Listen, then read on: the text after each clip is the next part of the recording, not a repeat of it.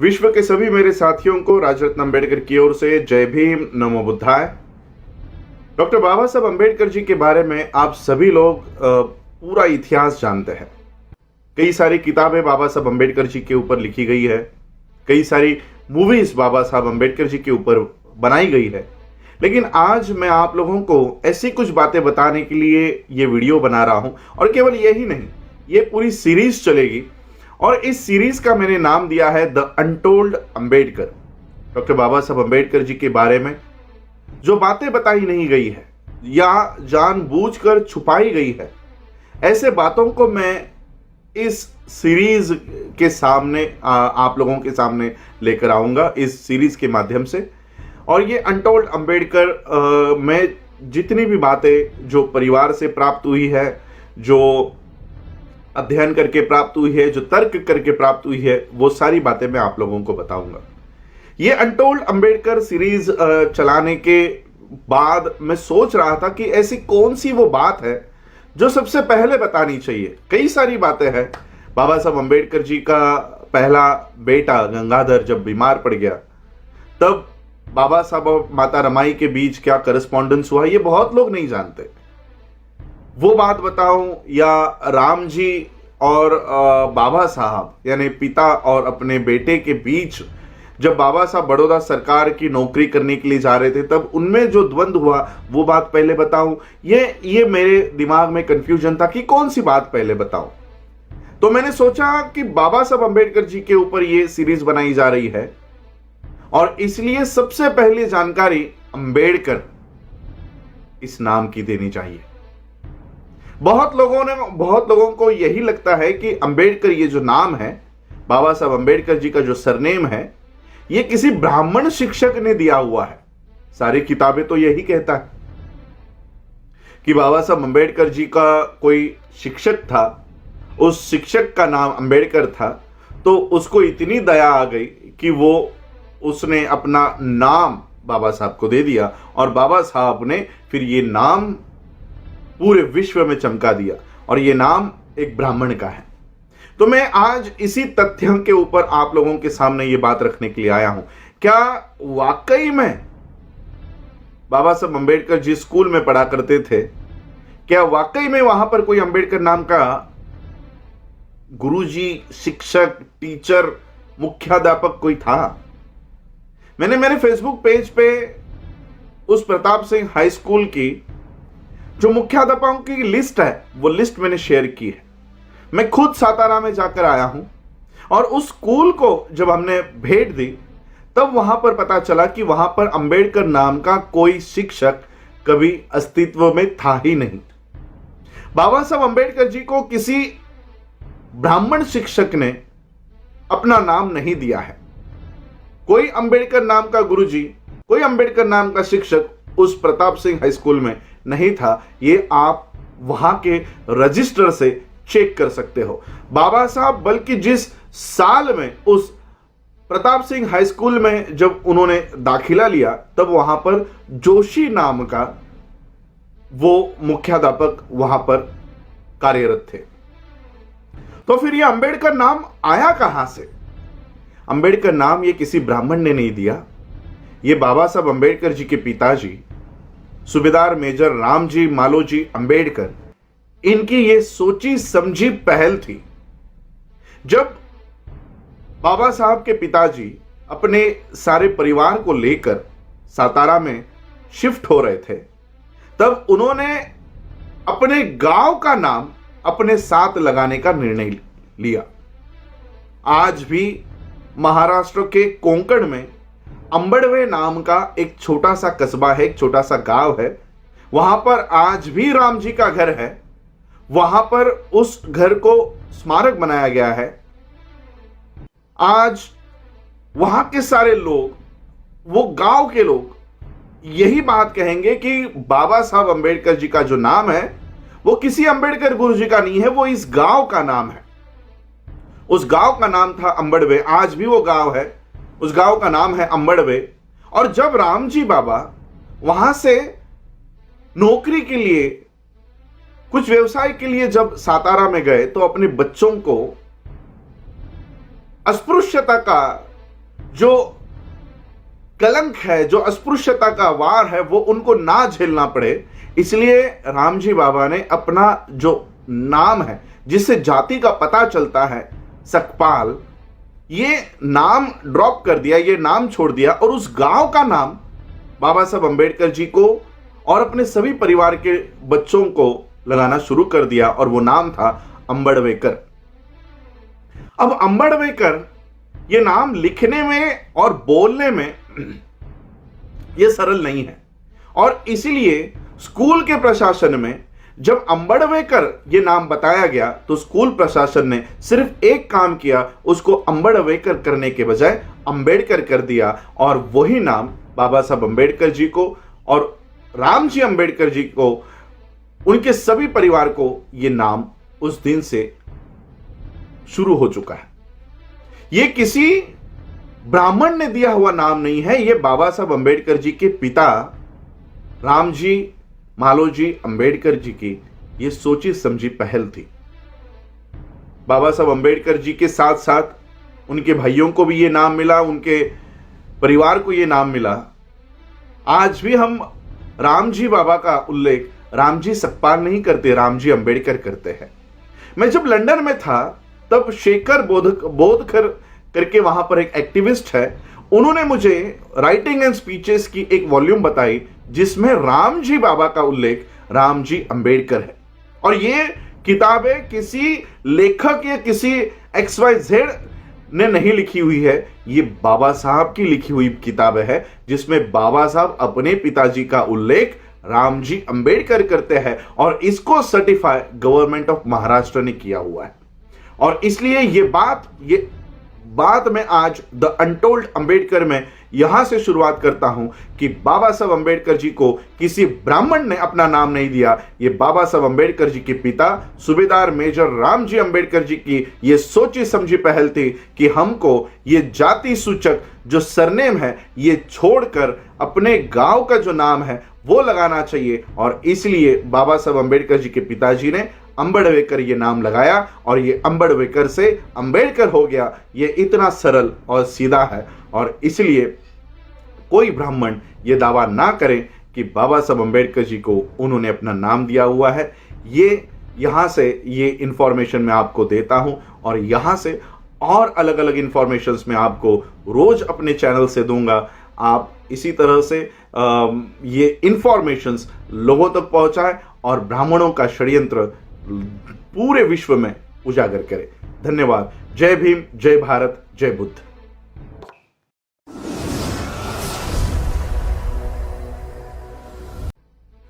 विश्व के सभी मेरे साथियों को राजरत्न अंबेडकर की ओर से जय भीम, नमो बुद्धाय। द अनटोल्ड अंबेडकर के दूसरे भाग में आप सभी लोगों का स्वागत है। इस भाग को शुरुआत करने से पहले आज डॉक्टर बाबा साहब अंबेडकर जी के गुरु महात्मा ज्योतिराव फुले, इनकी 193rd बर्थ एनिवर्सरी है। इस अवसर पर मैं अंबेडकर परिवार की ओर से आप सभी लोगों को महात्मा ज्योतिराव फुले इनके जयंती के हार्दिक हार्दिक शुभकामनाएं देता हूं। आप सभी लोग जानते हैं कि डॉक्टर बाबा साहब अंबेडकर अपनी पढ़ाई पूरी करने के बाद बड़ौदा सरकार के नौकरी में उपस्थित रहने के लिए मुंबई से निकले। जब बाबा साहब अंबेडकर इस नौकरी को करने के लिए जा रहे थे तब बाबा साहब अंबेडकर जी का और उनके पिताजी का झगड़ा हो गया। बाबा साहब अंबेडकर जी के पिता नहीं चाहते थे कि उनका बेटा यानी डॉक्टर भीमराव रामजी अंबेडकर ये नौकरी करे। देखो, एक तरफ राम जी अपने बड़े बेटे आनंद को नौकरी करने के लिए विनती करते हैं, लेकिन दूसरी तरफ अपने बेटे भीमराव रामजी अंबेडकर को नौकरी करने से रोकते हैं। ऐसा क्यों है? इसकी एक वजह है। रामजी अंबेडकर जी के पिता मालोजी और उनके पिछली 2 जनरेशंस ये सारी की सारी मिलिट्री में थी। मालोजी के पास तो इतनी जमीन थी, 2 हेक्टर 59 आर इतनी जमीन मालोजी के पास थी, लेकिन फिर भी मालोजी उस जमीन को कसने के बजाय वो मिलिट्री में काम किया करते थे।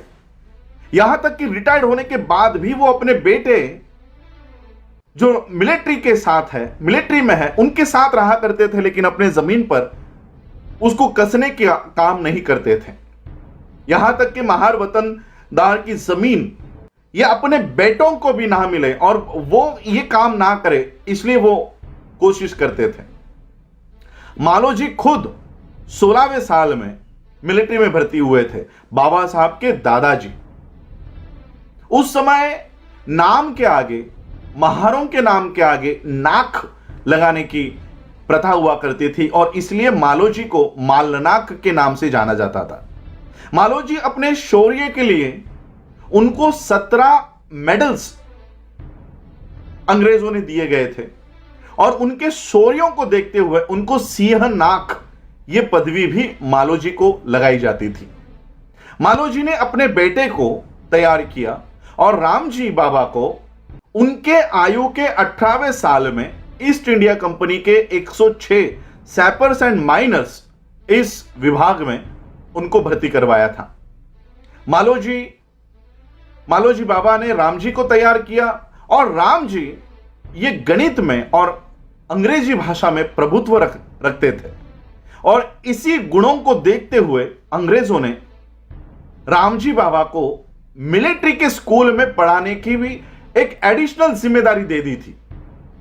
2 काम बाबा साहब के पिताजी किया करते थे, मिलिट्री का काम भी और मिलिट्री के स्कूल में पढ़ाने का काम भी रामजी बाबा किया करते थे।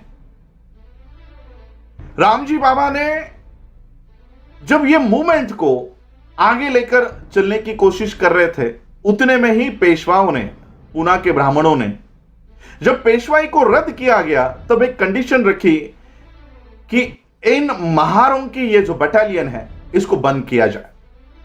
अंग्रेज तो हमारे सगे नहीं थे, घर के नहीं थे। अंग्रेजों ने इस महार बटालियन को बंद करवाया और परिणाम यह हुआ कि रामजी बाबा की नौकरी चली गई।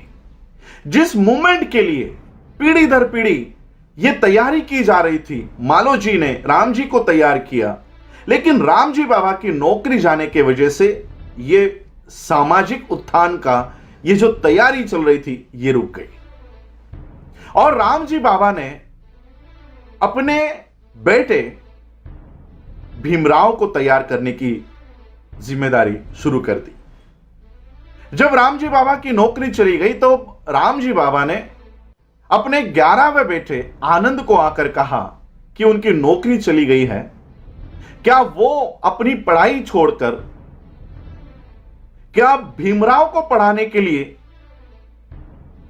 नौकरी करने की तैयारी रखते हैं। तब आनंद ने जो जवाब दिया है, ये जवाब तो सभी लोगों को पता है, चांगदेव खैरमोड़े के ग्रंथ में भी लिखा हुआ है। आनंद ने जवाब दिया कि पिताजी, किसी बड़ी इमारत की अगर नींव होने का अवसर अगर उनको प्राप्त होता है तो वो नींव बनने के लिए तैयार है। और आनंद ने अपनी नौकरी छोड़कर भीमराव को पढ़ाने की जिम्मेदारी उठा ली और ऐसे करते करते बाबा साहब को पढ़ाया।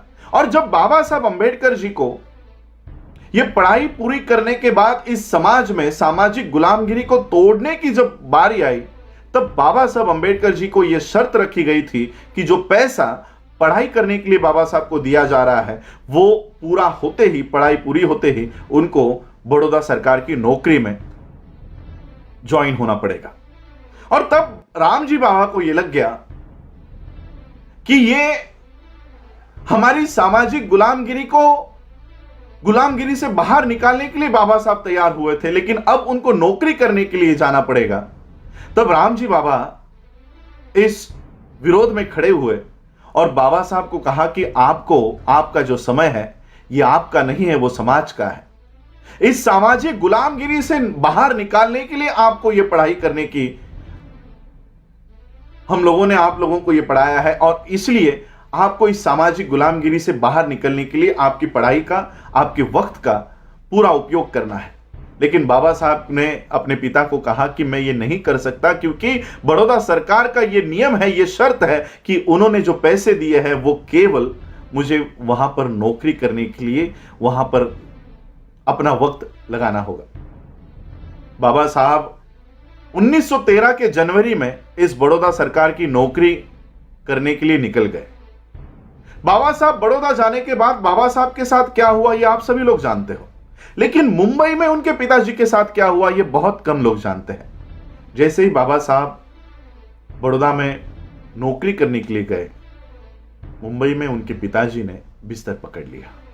वो बीमार रहना शुरू हो गए और केवल बाबा साहब के साथ क्या होता होगा, मेरे बेटे को क्या क्या सहन करना पड़ता होगा, यह सोच सोचकर वो इतना बीमार हो गए कि 9 दिन में ही बाबा साहब अंबेडकर बड़ौदा में जाने के बाद एक टेलीग्राम उनके पिताजी के बिना बताए, क्योंकि राम जी नहीं चाहते थे कि मेरे बेटे को मेरी वजह से कोई तकलीफ हो और वो अपना काम छोड़कर मुझे देखने के लिए आए, लेकिन घर वालों ने 9वें दिन में ही बाबा साहब को तार भेजी, टेलीग्राम भेजा कि पिताजी बहुत सीरियस है, तुरंत लौट आओ।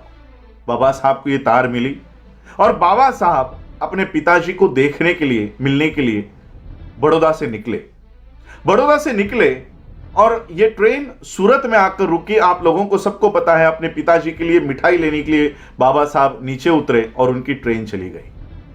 दूसरे दिन 2 फरवरी 1931 को बाबा साहब अंबेडकर घर आए और उसी दिन रामजी बाबा का देहांत हो गया।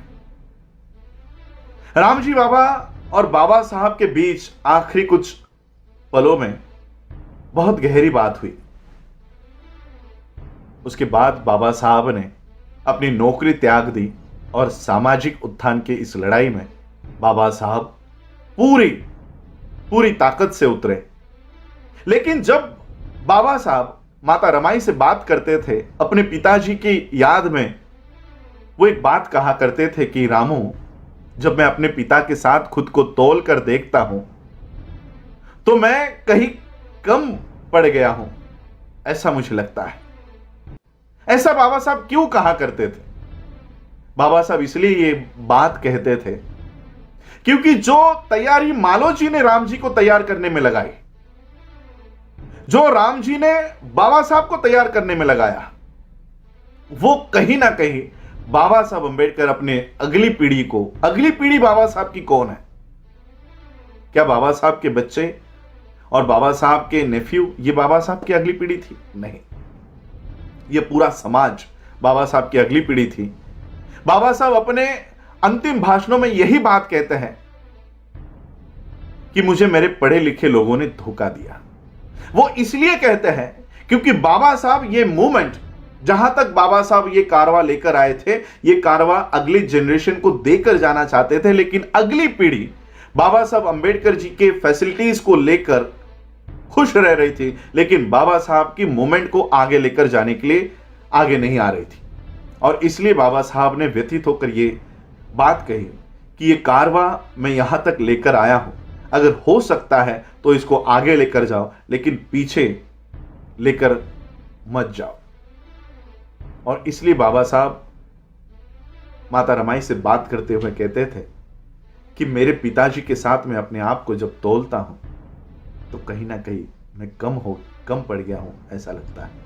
वो इसलिए क्योंकि बाबा साहब ये मूवमेंट जिनके हाथों में ट्रांसफर करना चाहते थे, वो नौकरी लेकर, वो घर बनाकर, गाड़ी लेकर अपने परिवार में खुश होने लग गए थे और बाबा साहब की मूवमेंट चलाने के लिए आगे नहीं आ रहे थे। जय भीम, नमो बुद्धाय।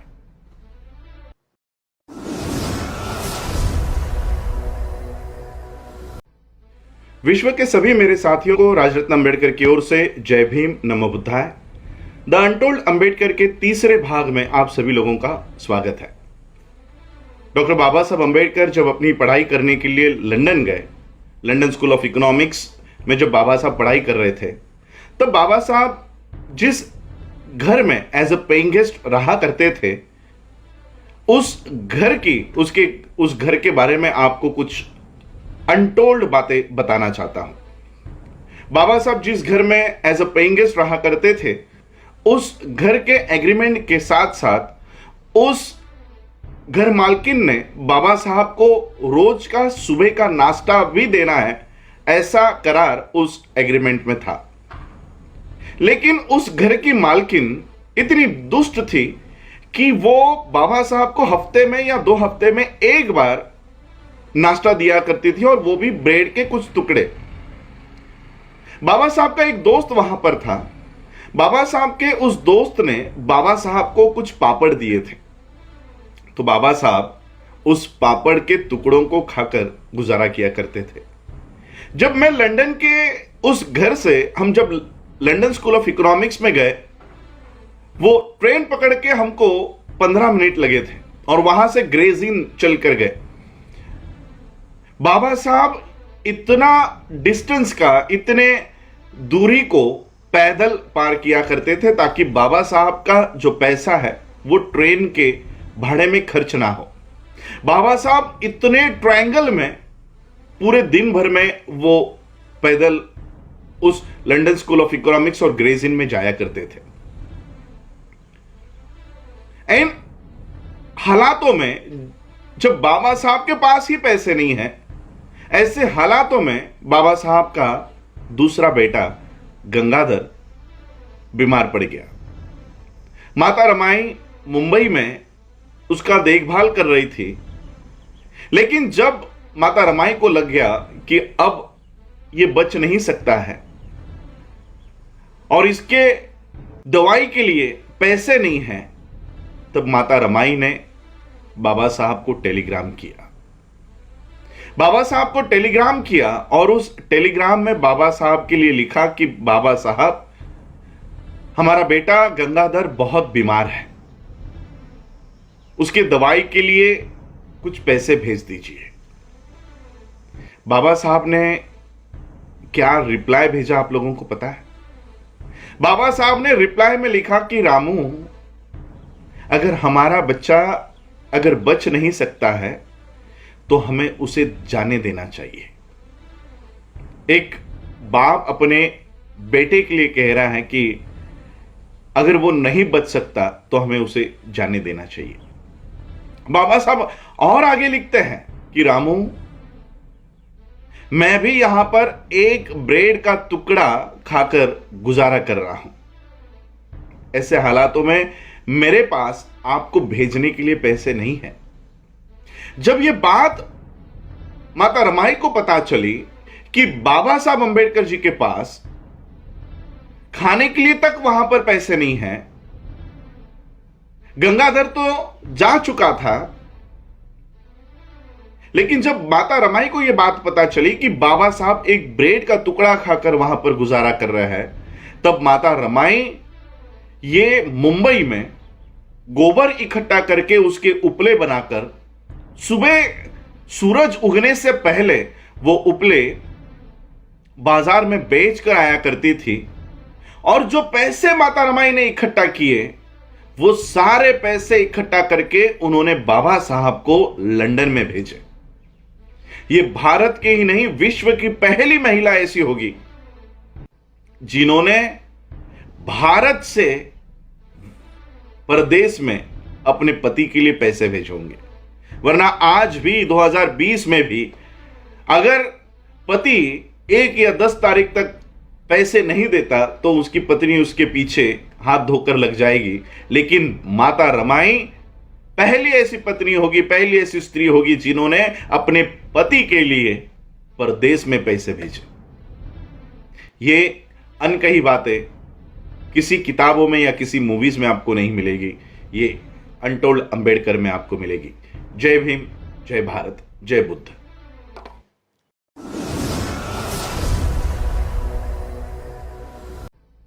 विश्व के सभी मेरे साथियों को राजरत्न अंबेडकर की ओर से जय भीम, नमो बुद्धाय। द अनटोल्ड अंबेडकर के चौथे भाग में आप सभी लोगों का स्वागत है। 1930 में डॉक्टर बाबा साहब अंबेडकर जी को लंदन में हो रहे राउंड टेबल कॉन्फ्रेंस के लिए न्योता भेजा गया। 9 करोड़ अस्पृश्य जातियों के प्रतिनिधि के तौर पर डॉक्टर बाबा साहब अंबेडकर जी को चुन लिया गया था। यह बात जैसे ही गांधी जी को पता चली, गांधी जी ने इस राउंड टेबल कॉन्फ्रेंस के ऊपर बहिष्कार डाल दिया। गांधी जी को न्योता होने के बावजूद गांधी जी उस राउंड टेबल कॉन्फ्रेंस के लिए नहीं गए। और जैसे ही बाबा साहब इस राउंड टेबल कॉन्फ्रेंस के लिए गए और गांधी जी की अनुपस्थिति वहां पर थी, तो बाबा साहब ने भारत के 9 करोड़ अस्पृश्य जातियों के लिए आक्रामक तरीके से अंग्रेजों के सामने सारी मांगे और हक और अधिकार वहां पर रखे। और बाबा साहब अम्बेडकर जी के विद्वता के ऊपर अंग्रेजों ने भी भारत के अनटचेबल्स को, अस्पृश्य जातियों को, अछूतों को सारे अधिकार देने की तैयारी उन्होंने रखी। ये बातें राउंड टेबल कॉन्फ्रेंस में हो रही सारी बातों को यहां भारत में टाइम्स ऑफ इंडिया ये न्यूज़पेपर छाप रहा था। टाइम्स ऑफ इंडिया के माध्यम से गांधी जी को पता चला कि भारत के अस्पृश्य जातियों को भी हक और अधिकार मिलने वाले हैं, और तब गांधी जी को अपनी गलती का एहसास हुआ कि पहले राउंड टेबल कॉन्फ्रेंस में अगर गांधी जी वहां पर होते तो शायद बाबा साहब को रोक सकते थे। पहली राउंड टेबल कॉन्फ्रेंस खत्म हो गई और दूसरी राउंड टेबल कॉन्फ्रेंस की शुरुआत हुई। अंग्रेजों को लगा कि पहले राउंड टेबल कॉन्फ्रेंस में गांधी जी ने बहिष्कार डाल दिया है, तो दूसरे राउंड टेबल कॉन्फ्रेंस के लिए उनको बुलाने का कोई मतलब नहीं बनता। तो बिना गांधी जी को इनविटेशन देते हुए राउंड टेबल कॉन्फ्रेंस द्वितीय सेकेंड राउंड टेबल कॉन्फ्रेंस की शुरुआत हुई। लेकिन गांधी जी बिना आमंत्रण के सेकेंड राउंड टेबल कॉन्फ्रेंस में पहुंच गए, और गांधी जी का एक ही काम हुआ करता था, जो जो हक और अधिकार डॉक्टर बाबा साहब अंबेडकर भारत के अछूतों के लिए मांगा करते थे, केवल खड़ा होकर बाबा साहब अंबेडकर जी का विरोध करना, इतना ही काम गांधी जी वहां पर किया करते थे। लेकिन बाबा साहब अंबेडकर जी के नॉलेज के वजह से, बाबा साहब अंबेडकर जी के विद्वत्ता के वजह से बाबा साहब अंग्रेजों को भारत के अछूतों की सारी समस्या वहां पर रखने में कामयाब हो रहे थे। तो गांधी जी ने वहां पर एक छुपा षड्यंत्र किया।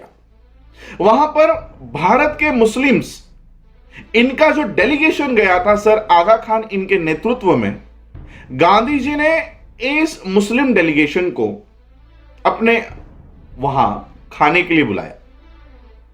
गांधी जी ने इन मुस्लिम सारे नेताओं को खाना खिलाने के बाद 14 मुद्दे एक कागज पे लिखे और नीचे दस्तखत करके इन मुस्लिम नेताओं को दिया, और उनको कहा कि आपके सारी मांगों का मैं समर्थन करता हूं, आपके सभी हक और अधिकार को मेरा समर्थन है।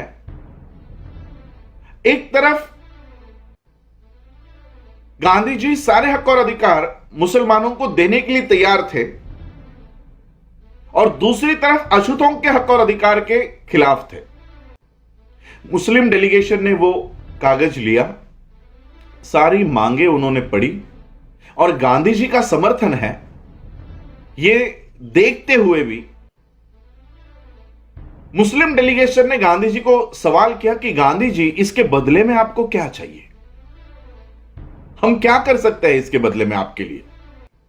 तो गांधी जी ने कहा, कल सुबह जब राउंड टेबल कॉन्फ्रेंस की शुरुआत होगी और जैसे ही डॉक्टर बी.आर. अंबेडकर अपने चेयर से उठकर जो जो हक और अधिकार भारत के अछूतों के लिए मांगने वाले हैं, वो सारे हक और अधिकार का विरोध आपको करना है।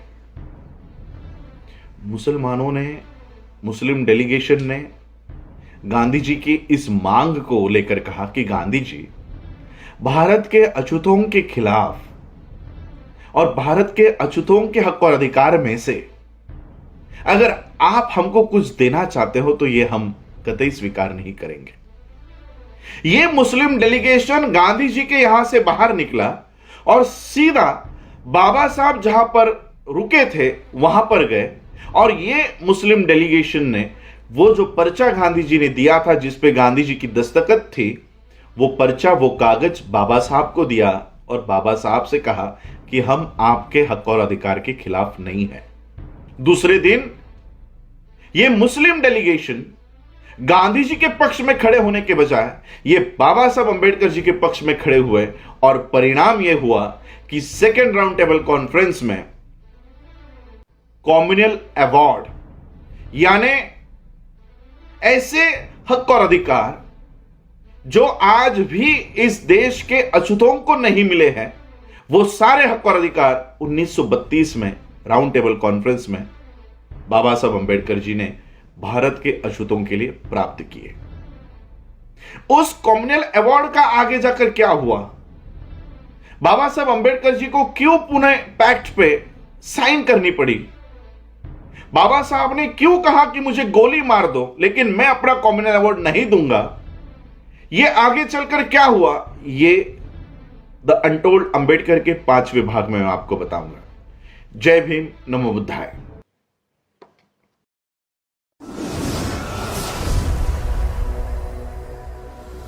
विश्व के सभी मेरे साथियों को राजरत्न अंबेडकर की ओर से जय भीम, नमो बुद्धाय। द अनटोल्ड अंबेडकर के 5वें भाग में आप सभी लोगों का स्वागत है। इस भाग की शुरुआत करने से पहले आज बोधिसत्व विश्व रत्न महामानव बाबा साहब डॉक्टर भीमराव रामजी अंबेडकर जी की 129वीं जन्म जयंती के अवसर पर मेरी ओर से, अंबेडकर परिवार की ओर से आप सभी लोगों को ढेर सारी मंगल कामनाएं। ये 5वां भाग चौथे भाग का एक कंटिन्यू भाग है, इसलिए मैं चौथे भाग में क्या हुआ था ये एक क्विक रिकैप आपको बताना चाहता हूं। चौथे भाग में हमने देखा कि डॉक्टर बाबा साहब अंबेडकर जी को राउंड टेबल कॉन्फ्रेंस के लिए न्योता आता है। पहले राउंड टेबल कॉन्फ्रेंस पे गांधी बहिष्कार डालते हैं और गांधी जी के वहां अनुपस्थिति होने की वजह से बाबा साहब अंबेडकर भारत के अस्पृश्य लोगों की 9 करोड़ लोगों की हक और अधिकार की मांगे वहां पर रखते हैं। अंग्रेजों से वो सारे अधिकार प्राप्त करते हैं। गांधी को ये बात भारत में पता चलती है। दूसरे राउंड टेबल कॉन्फ्रेंस में गांधी वहां पहुंचते हैं और केवल बाबा साहब का विरोध करने का काम करते हैं।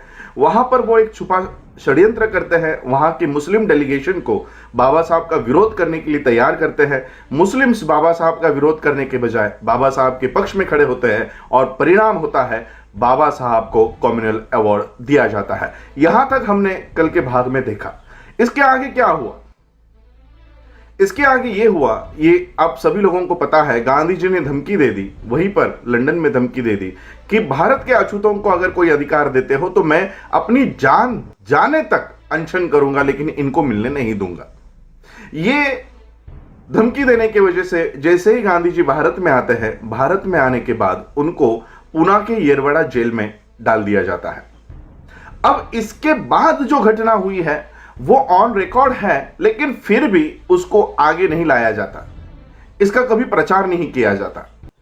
गांधी जी क्यों अछूतों के हक और अधिकार के खिलाफ थे ये बात कभी बताई नहीं जाती। हालांकि ये बाबा साहब ने लिखा हुआ है what Congress and Gandhi have done to the untouchables इस किताब में, लेकिन फिर भी इसका कभी प्रचार नहीं किया जाता। गांधी जी को जब पूना के येरवड़ा जेल में डाला गया तो गांधी जी ने 3 खत अंग्रेजों को लिखे हैं। ये तीनों खत आपको उस बुक में मिलेंगे, आप कभी जाकर पढ़िए। गांधी जी पहले खत में लिखते हैं, अंग्रेजों को लिखते हैं कि मुझे कोई अनशन नहीं करना है, मुझे कोई भूख हड़ताल नहीं करनी है, लेकिन केवल बाबा साहब को दिया हुआ जो कॉमनवेल्थ अवार्ड है वो वापस ले लो। कई सारे लोगों को तो कॉमनवेल्थ अवार्ड क्या है ये तक पता नहीं। हमारे हक और अधिकार सारे के सारे इस कॉमनवेल्थ अवार्ड में तहत है, निहित है। जैसे आपका सेपरेट इलेक्टोरेट, सेपरेट सेटलमेंट, आपके स्कूलों में, आपके पढ़ाई में, आपके नौकरियों में रिजर्वेशन की प्रावधान है, ये सारे उस कॉमनवेल्थ अवार्ड में है जो बाबा साहब लड़ झगड़ कर अंग्रेजों से लेकर आए थे, लेकिन गांधी ने वो छीन ली। गांधी ने पहले पत्र में, पहले खत में अंग्रेजों से कहा कि मुझे कोई अनशन नहीं करना है, केवल बाबा साहब को दिया हुआ जो अधिकार है, बाबा साहब को दिया हुआ जो कॉमनवेल्थ अवार्ड है वो वापस ले लो।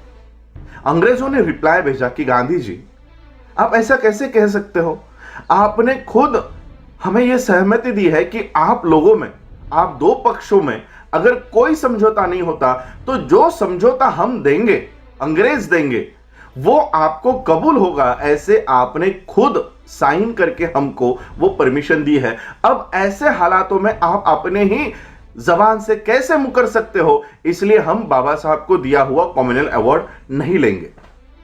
गांधी जी ने देखा कि अंग्रेज ये कॉमनवेल्थ अवार्ड वापस लेने को तैयार नहीं है। ऐसे 3 खत मनाने के उन्होंने वहां पर अंग्रेजों को लिखे। अंग्रेजों ने डिनाई कर दिया कि हम ये अवार्ड वापस नहीं लेंगे। उसके बाद गांधी ने अपने साथियों को कहकर कहा कि आप बाबा साहब से जाकर मिलो और बाबा साहब से ये कहो कि आप ये अवार्ड खुद छोड़ दो, खुद से वापस दे दो। बाबा साहब किसी मीटिंग से अपनी गाड़ी से जा रहे थे। रात के अंधेरे में चोरों की तरह, डाकुओं की तरह बाबा साहब अंबेडकर जी की गाड़ी हाईवे पर रोकी गई। हाथ में मशाल लिए हुए कुछ गुंडे बाबा साहब अंबेडकर जी की गाड़ी के ऊपर आकर चढ़कर बाबा साहब की गाड़ी को रोका। बाबा साहब नीचे उतरे और बाबा साहब ने इनको पूछा कि आप लोगों को क्या चाहिए। तो उस गांधी ने भेजे हुए उन गुंडों ने बाबा साहब को बताया कि आपने जो अवार्ड लेकर आए हैं, आप जो कम्युनल अवार्ड लेकर आए हैं, वो खुद से अंग्रेजों को वापस दे दो। बाबा साहब ने वहीं पर एक स्टेटमेंट कही, एक बात कही कि वो जो सामने खंबा दिख रहा है ना, उस सामने के खंबे पर लटका कर मुझे गोली भी अगर मार देते हो तो भी मेरे समाज के हक और अधिकार में कतई वापस नहीं देने वाला, मैं बिल्कुल वापस नहीं दूंगा। सोचिए, जो बाबा साहब अंबेडकर गोली खाने के लिए तैयार थे लेकिन अपने समाज के हक और अधिकार देने के लिए तैयार नहीं थे, वापस लौटाने के लिए तैयार नहीं थे, उन बाबा साहब ने पुणे पैक्ट पे साइन क्यों की? ये सारे लोग जो गुंडे भेजे थे वो गांधी जी को जेल में जाकर मिले। सरदार वल्लभ भाई पटेल, बाकी के सारे लोग, उनमें गांधी जी का एक सचिव हुआ करता था, सेक्रेटरी हुआ करता था, जो हमेशा गांधी जी की बातों को नोट करता था। उसका नाम था देसाई। एक देसाई डायरी करके, ये एक डायरी अस्तित्व में है जिसमें गांधी जी की कई सारी अनकही बातें हैं। इस देसाई ने एक बहुत बड़ी बात अपने डायरी में नोट कर ली। सभी कार्यकर्ता, सभी नेतागण गांधी जी को मिलने के लिए पुणे के येरवड़ा जेल में गए और गांधी जी से पूछा कि गांधी जी, ये तुच्छ अछूत लोगों के लिए आप अपना महान जीवन क्यों त्याग कर रहे हो? छोड़ दो, उनको जो मिलना है मिलने दो। आप क्यों इन लोगों के लिए अपनी जान कुर्बान करने के ऊपर तुले हो? क्यों भूख हड़ताल पर लगे हो? उनको जो लेना है लेने दो। गांधी जी ने जो जवाब दिया वो देसाई ने अपने डायरी में लिखा और वो जवाब ये था कि हम भारत के आजादी के लिए लड़ रहे हैं। कल को अगर भारत को आजादी मिल गई और बाबा साहब अंबेडकर जी के पास ये कम्युनल अवार्ड रहा तो इस देश का, भारत का प्रधानमंत्री ये नेहरू नहीं, अंबेडकर बन जाएंगे। गांधी के चेलों को लगा ये तो बहुत खतरनाक अवार्ड लेकर आए हैं, ये तो बहुत खतरनाक हक और अधिकार लेकर आए हैं। ऐसे हालातों में बाबा साहब से ये अवार्ड छीन लेना चाहिए। और फिर परिणाम यह हुआ कि हमारे समाज की औरतों पे बलात्कार करना शुरू कर दिया गया, उनके घरों को जलाना शुरू कर दिया गया, उनके ही खेतों में उनको जाने से मनाही कर दी गई। हर तरह के अन्याय और अत्याचार अछूतों के ऊपर इन लोगों ने शुरू कर दिए। और बाबा साहब अंबेडकर जी के सामने एक सवाल रखा कि बाबा साहब, जो हक और अधिकार आप अपने लोगों के लिए लेकर आए हो, वो हक और अधिकार अगर उसका इस्तेमाल करने के लिए आपके लोग ही अगर जिंदा नहीं रहे तो ये अवार्ड किसको दोगे? और परिणाम, बाबा साहब को पुणे पैक्ट पे साइन करनी पड़ी।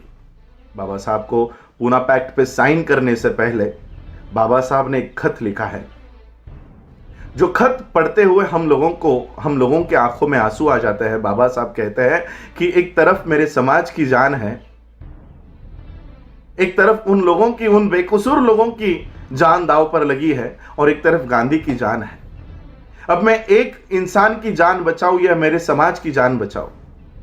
और मैं अपने समाज की जान बचाने के लिए ये पुणे पैक्ट पे साइन करने के लिए जा रहा हूं। बाबा साहब ने बहुत मजबूरी में, बहुत ही दबाव में आकर ये पुणे पैक्ट पे साइन किया, और वो भी अपने लिए नहीं, मेरा समाज जिंदा रहना चाहिए, मेरा समाज सुरक्षित रहना चाहिए, इसलिए बाबा साहब ने ये साइन कर दी। वरना बाबा साहब ने उधर ही कह दिया था कि मुझे गोली भी मार देते हो तो भी मेरे समाज के हक और अधिकार मैं वापस नहीं दूंगा। लेकिन जैसे ही बाबा साहब को संविधान सभा पर जाने की संधि मिली, अपॉर्चुनिटी मिली, बाबा साहब ने जो सारे हक और अधिकार थे वो फिर से संविधान में हम लोगों को दे दिए। आज जो मेंबर ऑफ पार्लियामेंट आप देखते हो, 131 भारत में member of parliament schedule caste के आते हैं और समाज पे हो रहे अन्याय अत्याचार के लिए ये मुंह तक नहीं खोलते। वो इसलिए नहीं खोलते क्योंकि ये कॉमनल अवार्ड से प्राप्त हुए, कॉमनल अवार्ड से निकले हुए मेंबर ऑफ पार्लियामेंट नहीं, ये पूना पैक्ट से निकले हुए गांधी के मेंबर ऑफ पार्लियामेंट्स है। इसलिए ये हमारी हक और अधिकार की बात संसद में नहीं करते। बाबा साहब ने what Congress and Gandhi have done to the untouchables में इन्हीं मेंबर ऑफ पार्लियामेंट्स को एजेंट करके उल्लेख किया हुआ है। एजेंट का हिंदी में अर्थ होता है दलाल। ऐसे लोगों को हम अपना नेता मानते हैं और इसलिए पूना पैक्ट के इस जहर को भी हम लोगों को खत्म करने का काम करना चाहिए।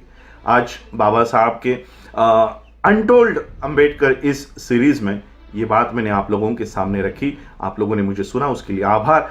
जय भीम, जय भारत, नमो बुद्धाय।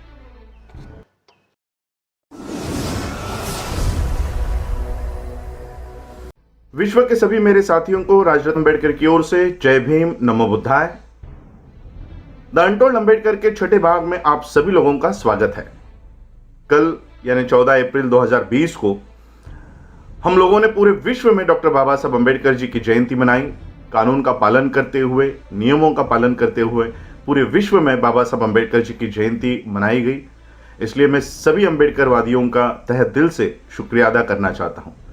कल मोदी जी ने भी अपने भाषण में डॉक्टर बाबा साहब अंबेडकर जी को अभिवादन किया। इसलिए मैं मोदी जी को भी श्रद्धांजलि अर्पण करना चाहता हूं कि मोदी जी ने बाबा साहब अंबेडकर जी को अभिवादन किया। उसके लिए मैं मोदी जी को भी श्रद्धांजलि अर्पण करता हूं। देखिए, हर साल हम लोग डॉक्टर बाबा साहब अंबेडकर जी की जयंती मनाते हैं। मैं उदाहरण के तौर पर महाराष्ट्र की बात आपको बताना चाहता हूं। महाराष्ट्र में 36 जिले हैं, 36 डिस्ट्रिक्ट्स हैं। हर डिस्ट्रिक्ट में डॉक्टर बाबा साहब अंबेडकर जी की जयंती हर साल बड़े ही उत्साह के साथ मनाई जाती है।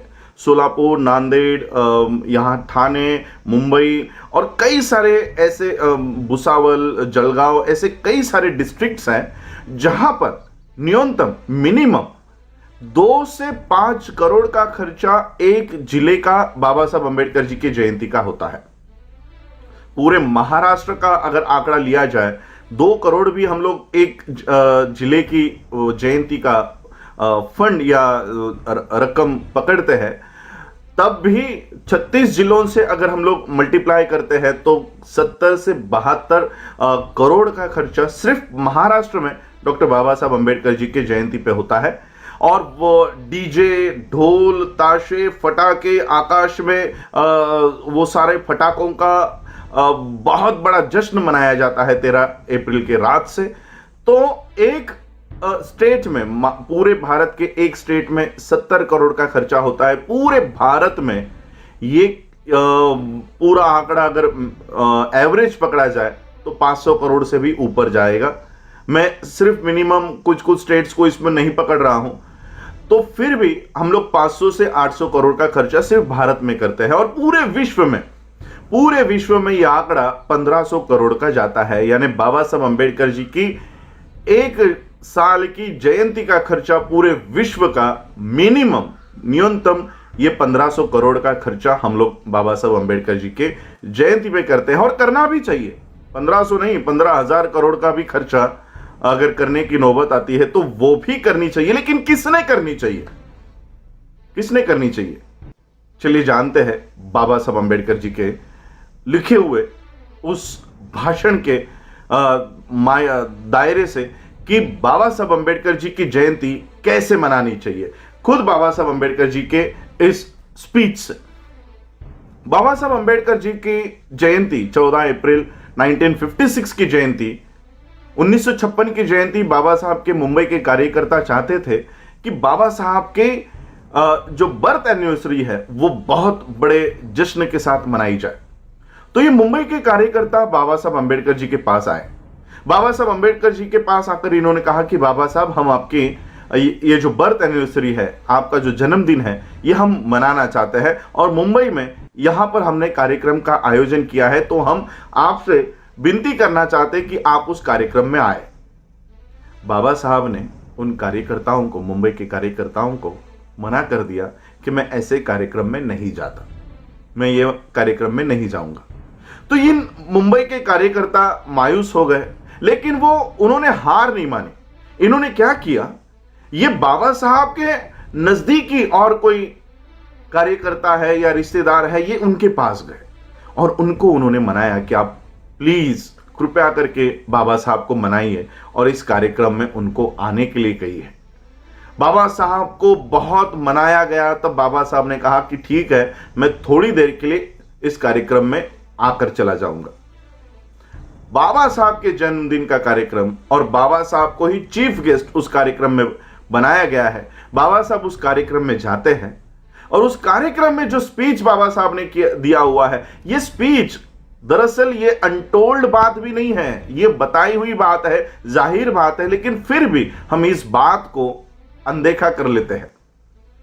बाबा साहब अपने स्पीच के लिए खड़े हुए और बाबा साहब ने अपने स्पीच में कहा कि मेरा जय जयकार करने के बजाय मेरा जो अधूरा रहा हुआ जो काम है उसको पूरा करो।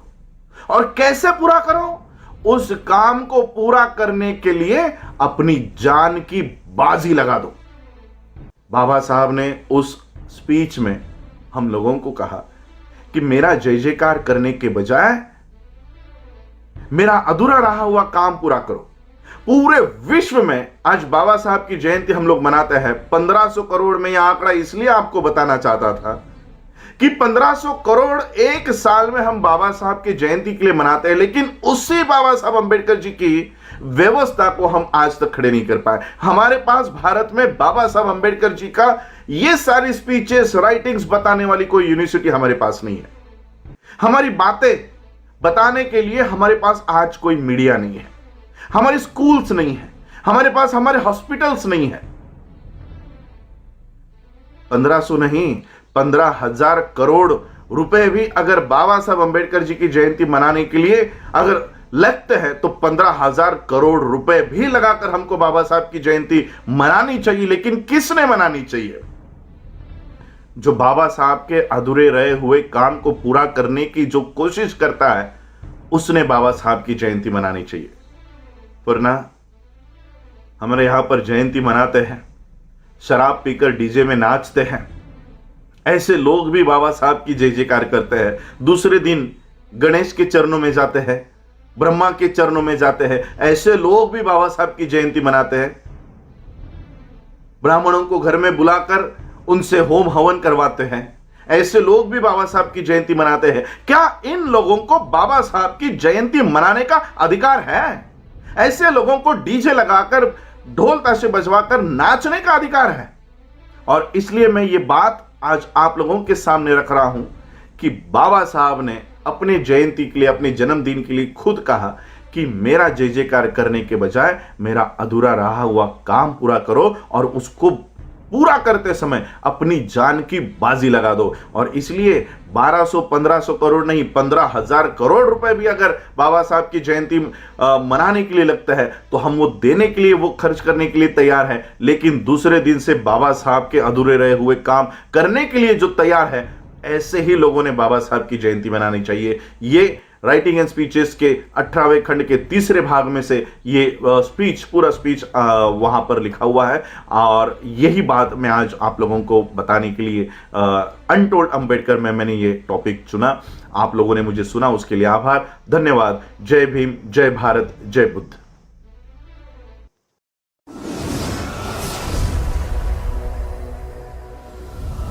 विश्व के सभी मेरे साथियों को हजरत अंबेडकर की ओर से जय भीम, नमो बुद्धाय।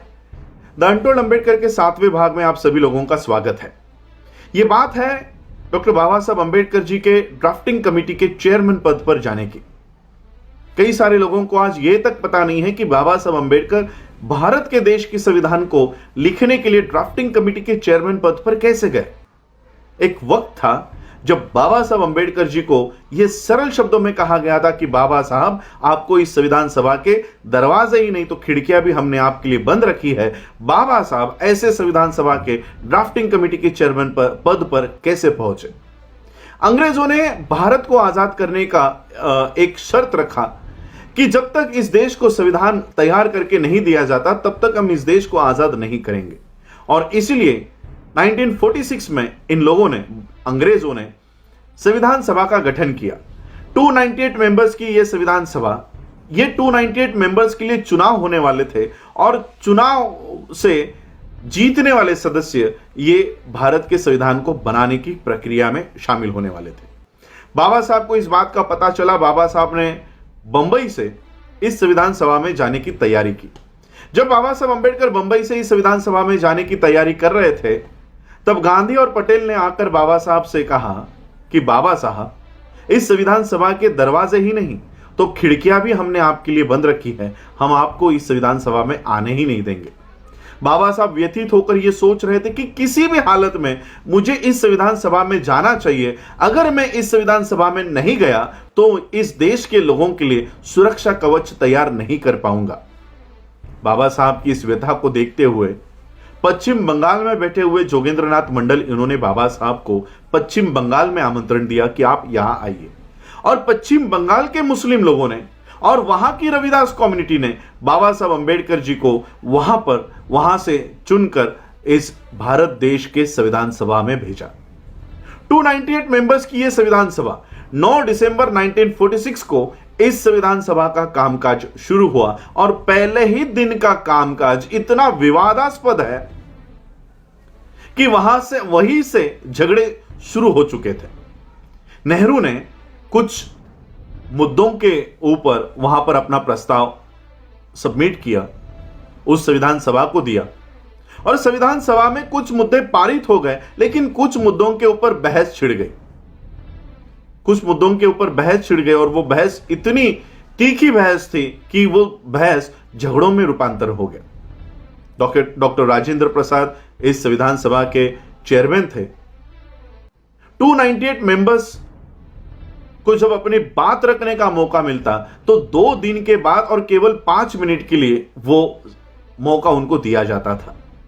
जब यह पूरा बहस चल रही थी, पूरा झगड़े चल रहे थे, संविधान सभा में ये झगड़े चल रहे थे, तब डॉक्टर राजेंद्र प्रसाद इन्होंने बाबा साहब से कहा कि बाबा साहब आप उठिए और आप अपनी बात रखिए। बाबा साहब ने देखा कि इतनी बहस चल रही है, इस बहस में मुझे कौन सुनने वाला है, मेरी आवाज तो इस बहस में दब जाएगी। लेकिन फिर भी बाबा साहब खड़े हुए और बाबा साहब ने जो स्पीच दिया है ये कॉन्स्टिट्यूएंट असेंबली के उस सारे किताबों में ये मौजूद है। बाबा साहब कहते हैं कि आज एक तो मेरा बोलने का दिन नहीं है, मेरा मौका आज नहीं है, वो कल है, लेकिन फिर भी इतने झगड़ों में, इतने बहस में आपने मुझे खड़ा किया है तो मैं अपने इस मौके का पूरा फायदा उठाऊंगा। 5 मिनट का समय बाबा साहब को दिया गया था और जैसे ही बाबा साहब ने अपनी बातों को रखना शुरू कर दिया, जो सभागृह शोर कर रहा था कुछ ही क्षणों में शांत हो गया और बाबा साहब क्या कह रहे हैं इसकी ओर कान देकर सुनने लग गया। 5 मिनट का समय बाबा साहब के पास था, आधे घंटे तक बाबा साहब का भाषण चला और जैसे ही बाबा साहब अपने आसन पर बैठ गए, पूरे सभागृह ने ताली बजाकर बाबा साहब का स्वागत किया। उन तालियों में एक संदेश था कि हम 298 मेंबर्स में, हम 300 लोगों में एक व्यक्ति इस सभागृह में ऐसी मौजूद है जो पूरे संविधान सभा का काम अकेली कर सकती है। ऐसी व्यक्ति इस सभागृह में मौजूद है और वो है डॉक्टर अंबेडकर। बाबा साहब ने धीरे धीरे पूरे संविधान सभा का कब्जा कर लिया, ताबा ले लिया। कोई भी सवाल हो, कोई भी मुद्दा हो, कोई भी बहस हो, पूरा सभागृह बाबा साहब के पास देखता कि बाबा साहब अब आप इसके ऊपर हल निकालिए। लेकिन यह बात नेहरू को हजम नहीं हो रही थी। नेहरू सोच रहे थे कि यहां से तो बाबा साहब अंबेडकर जी के प्रति लोगों का आदर बढ़ते जा रहा है। नेहरू ने वहां पे एक षड्यंत्र किया।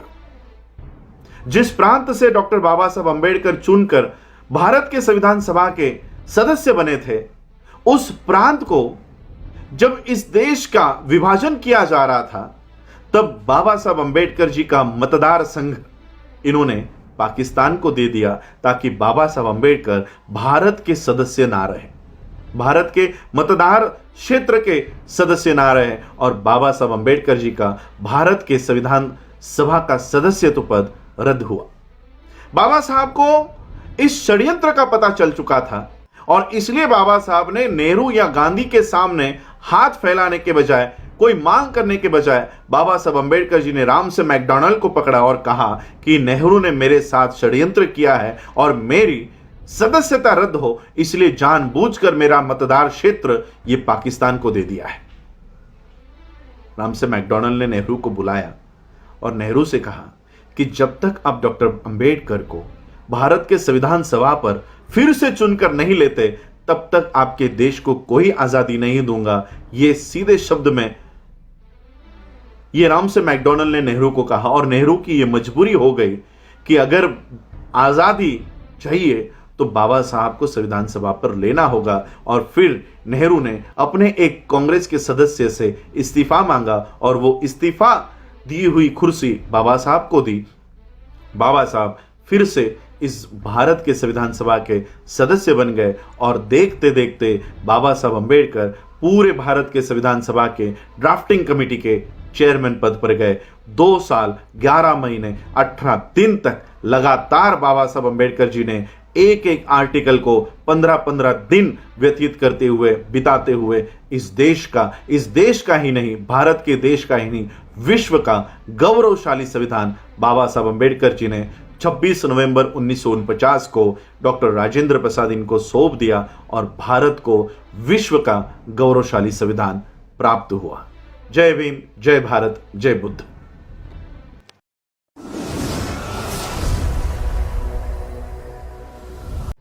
विश्व के सभी मेरे साथियों को राजरत्न अंबेडकर की ओर से जय भीम, नमो बुद्धाय।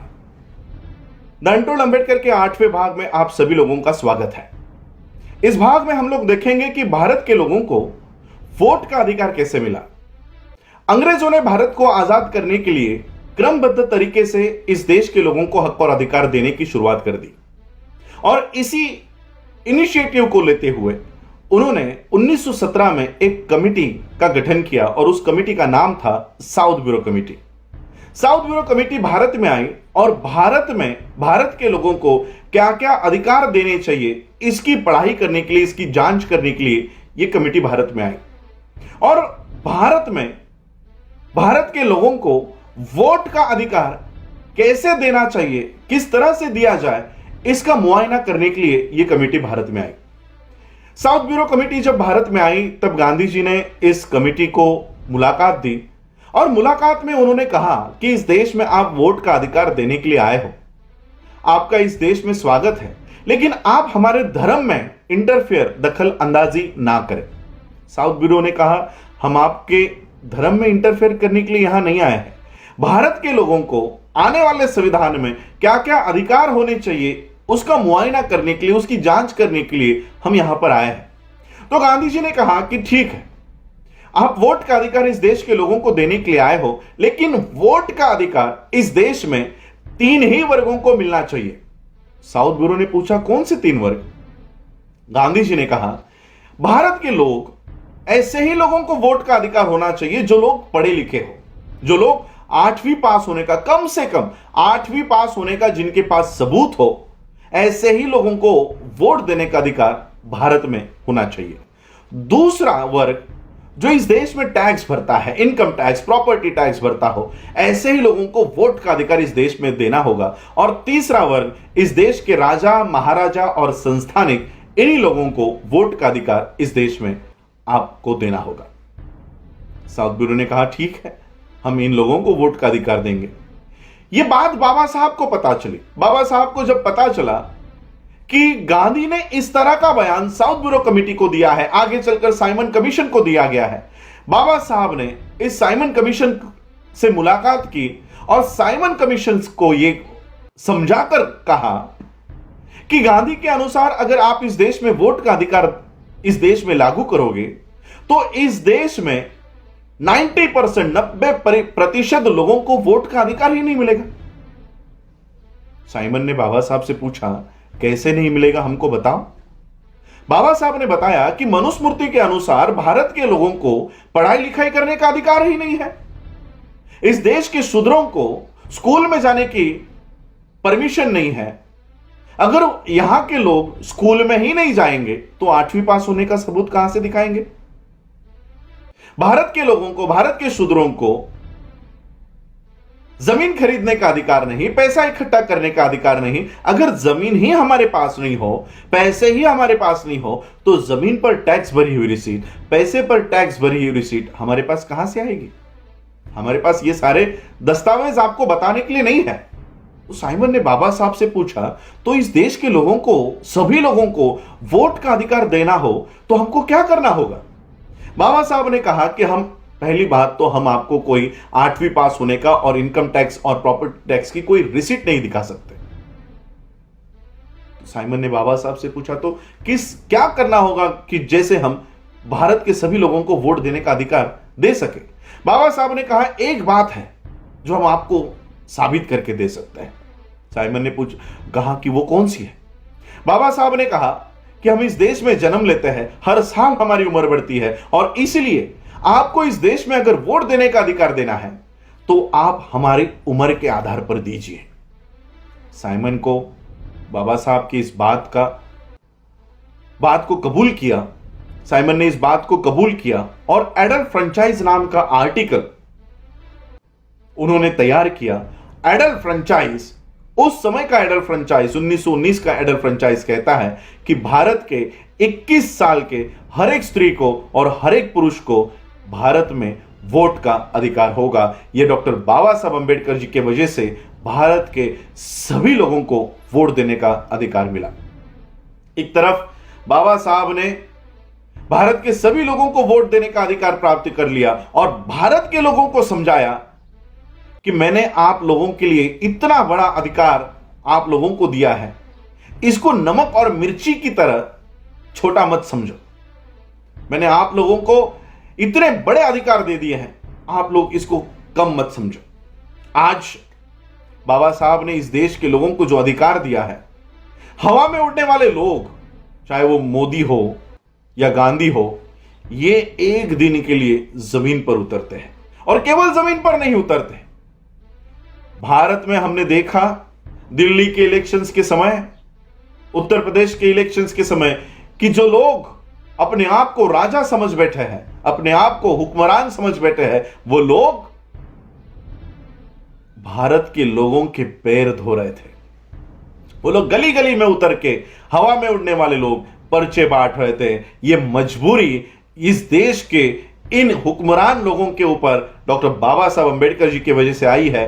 बाबा साहब ने आप लोगों के हाथों में इतनी बड़ी ताकत दे दी, उस ताकत को लेने के लिए ये लोग हवा से नीचे उतरते हैं, और इसलिए बाबा साहब ने कहा कि आपके हाथ में ऐसी ताकत देके जा रहा हूं जो सबसे बड़ी ताकत, आपके जीवन की सबसे बड़ी ताकत होगी, और वो है वोट का अधिकार। और ये वोट का अधिकार डॉक्टर बाबा साहब अंबेडकर जी ने इस देश के सभी लोगों को दे दिया। जय भीम, नमो बुद्धाय।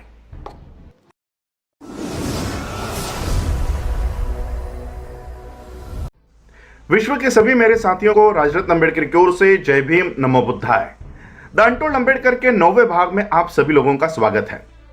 इस भाग को शुरुआत करने से पहले मैं कुछ स्टेटमेंट्स मोहन भागवत की और आरएसएस की पाश्चजन्य की स्टेटमेंट्स आपको बताना चाहता हूं।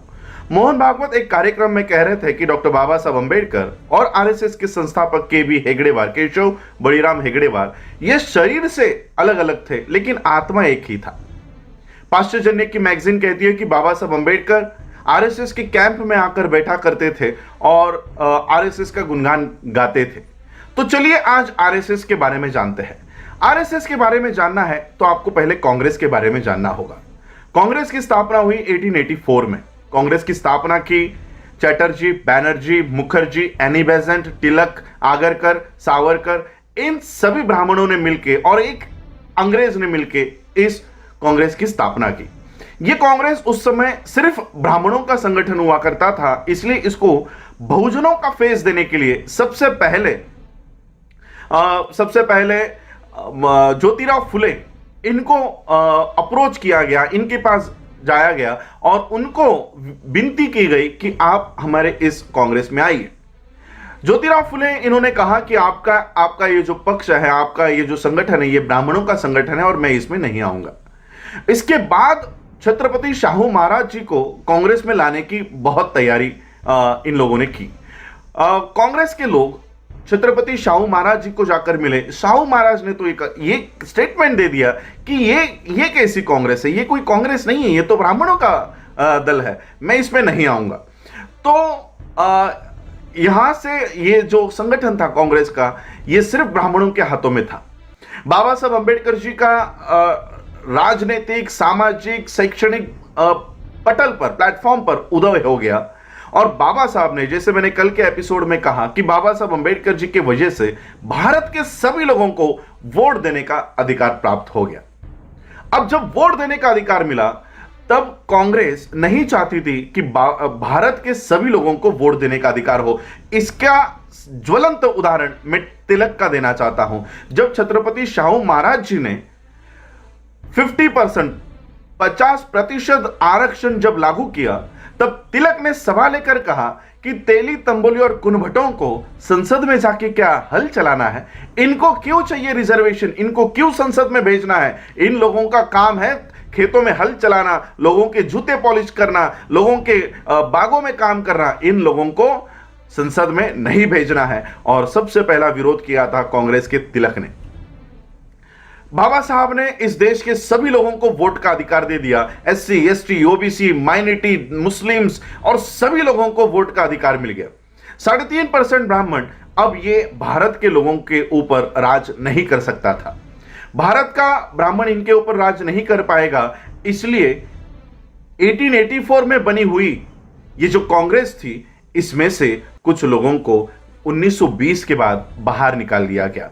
1920 में ही बाबा साहब अंबेडकर जी ने इस देश को वोट का अधिकार दे दिया था।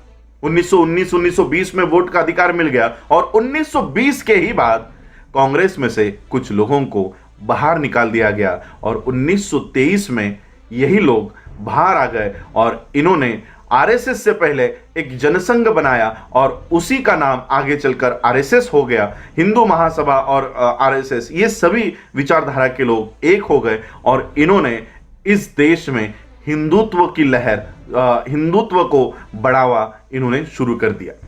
अब आरएसएस का कहना है कि बाबा साहब और आरएसएस एक ही विचारधारा के हैं। आरएसएस की विचारधारा है कि इस देश को हिंदू राष्ट्र बनाना। वहीं पर बाबा साहब 1935 में लाखों की सभा में कहते हैं कि मैं हिंदू धर्म में जन्म लिया, ये मेरे हाथ में नहीं था, लेकिन मैं हिंदू मरूंगा नहीं, लेकिन मैं हिंदू मरूंगा नहीं। अब आरएसएस के मोहन भागवत को जवाब देना होगा, जब बाबा साहब इस हिंदू धर्म को ही नष्ट करना चाहते थे, वो आरएसएस की हिंदुत्व का पुरस्कार कैसे कर सकते हैं? दूसरी बात, इस देश में जब आरएसएस की स्थापना हुई, तब स्वातंत्र से यानी आजादी के काल से 5 बार आरएसएस इस देश में बैन थी। 5 बार इसको आतंकी संगठन के नाम से जाना गया था और आरएसएस का कहना था कि इस देश को हिंदू राष्ट्र बनाना है। वहीं पर बाबा साहब आपने 8वें राइटिंग एंड स्पीचेस के वॉल्यूम में लिखते हैं कि इस देश को अगर कोई हिंदू राष्ट्र बनाना चाहता है तो हर एक भारतीय ने इसका विरोध करना होगा और जैसे ही ये देश अगर हिंदू राष्ट्र बनता है, ये सबसे खाई में ये देश चला जाएगा, इसलिए हमको हिंदू राष्ट्र इस देश को बनाने से रोकना है। दूसरी तरफ मोहन भागवत जी इस देश में राम राज्य लाने की कोशिश करते हैं, राम राज्य लाने के लिए इस देश में काम कर रहे हैं। और वहीं पर डॉक्टर बाबा साहब अंबेडकर अपने दूसरी प्रतिज्ञा में कहते हैं कि मैं इस देश में राम को कभी भगवान नहीं मानूंगा और कभी उनकी पूजा नहीं करूंगा। अब मुझे बताओ मोहन जी, बाबा साहब आपके राम को ही इस देश से तड़ीपार कर देते हैं, वो बाबा साहब आपका राम राज्य कैसे ला सकते हैं? और कई सारी बातें हैं जहां पर बाबा साहब और आरएसएस की विचारधारा एक नहीं हो सकती, बल्कि मैं आप लोगों को यह बताना चाहता हूं कि आरएसएस की स्थापना ही बाबा साहब को रोकने के लिए कर दी गई थी। 1920 से ही बाबा साहब अंबेडकर जी ने अपनी खुद की एक सिक्योरिटी फोर्स बनाई थी, अपना सुरक्षा दल बनाया था और उस सुरक्षा दल का नाम था समता सैनिक दल।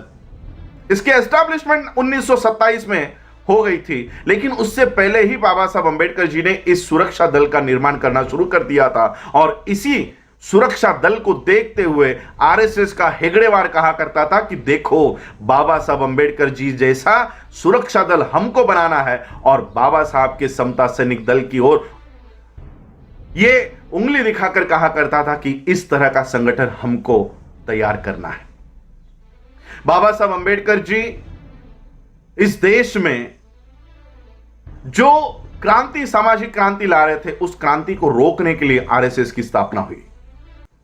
यहां तक कि बाबा साहब ने जो संविधान इस देश को निर्माण करके दिया, दूसरे दिन 26 जनवरी 1950 के दूसरे ही दिन यानी 27 जनवरी को दिल्ली में आरएसएस ने संविधान की प्रतों को जलाया। यह आज 2 साल पहले नहीं हुआ, 2018 में यह घटना नहीं घटित हुई पहली बार, यह सबसे पहली बार घटित हुई 1950 में। दूसरे ही दिन आरएसएस ने भारत के संविधान को जलाया था।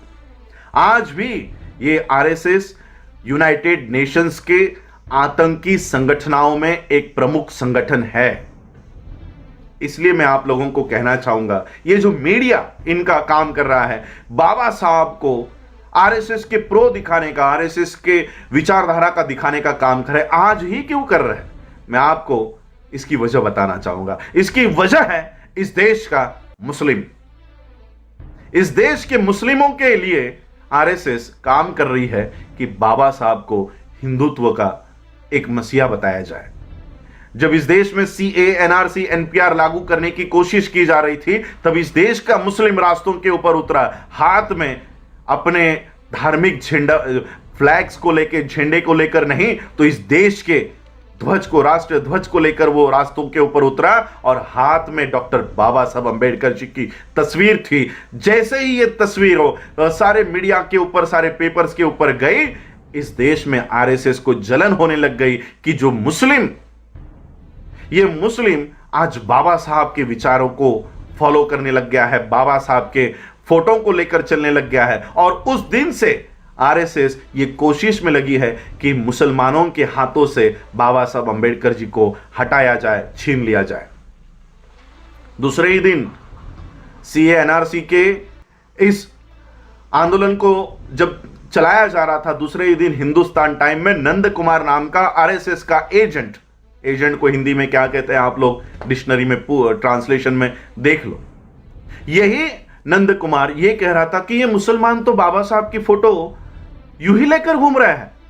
दरअसल सीए का समर्थन तो बाबा साहब ही कर रहे थे, बाबा साहब के ही विचारों पे हम लोगों ने सीए लागू किया है। तो मैं आपको यह भी बता देता हूं, क्या सीएए सही में बाबा साहब अंबेडकर जी के विचार की कोई कानून है? अगर बाबा साहब अंबेडकर जी के विचारों का कानून सीएए होता तो बाबा साहब संविधान में आर्टिकल 14 में यह नहीं लिखते कि इस देश में न्याय देते समय किसी की जाति, किसी का धर्म नहीं देखा जाएगा। इस देश में धर्म निरपेक्षता होगी, किसी की जाति, किसी का धर्म देखकर इस देश में कानून नहीं बनाया जाएगा। और ये एक ही आर्टिकल इस देश में नहीं, पूरे विश्व में ये प्रचलित किया जा रहा है कि इस कानून के होते हुए, इस आर्टिकल के होते हुए सीएए ये भारत में लागू नहीं हो सकता। अब मुझे बताओ मोहन भागवत जी, आपके हिंदू राष्ट्र को इस देश में लागू करने की सबसे बड़ी समस्या है डॉक्टर बाबा साहब अंबेडकर। आज बाबा साहब अंबेडकर हमारे सामने जिंदा नहीं है, हमारे सामने जीवित नहीं है, लेकिन उनकी किताबों के माध्यम से बाबा साहब आज भी हमारे सामने हैं। दिक्कत यह है कि हम वो किताबों को नहीं पढ़ रहे हैं, वो आप पढ़ रहे हो, और इसलिए बाबा साहब की एक लाइन आगे लेकर आते हो और 4 लाइनें छुपा देते हो। और इसलिए मैं आप लोगों को, देश के लोगों को कहना चाहूंगा, इस देश में मोदी और अमित शाह को रोकने से कुछ नहीं होने वाला। इस देश में से अगर किसी को हटाना है तो वो आरएसएस को हटाना होगा। इसको हटाने के लिए आप सभी लोग पहल करें, यही मैं आज के इस एपिसोड में कहना चाहता हूं। आज आप लोगों ने मुझे सुना, उसके लिए आभार। जय भीम, जय भारत, जय बुद्ध।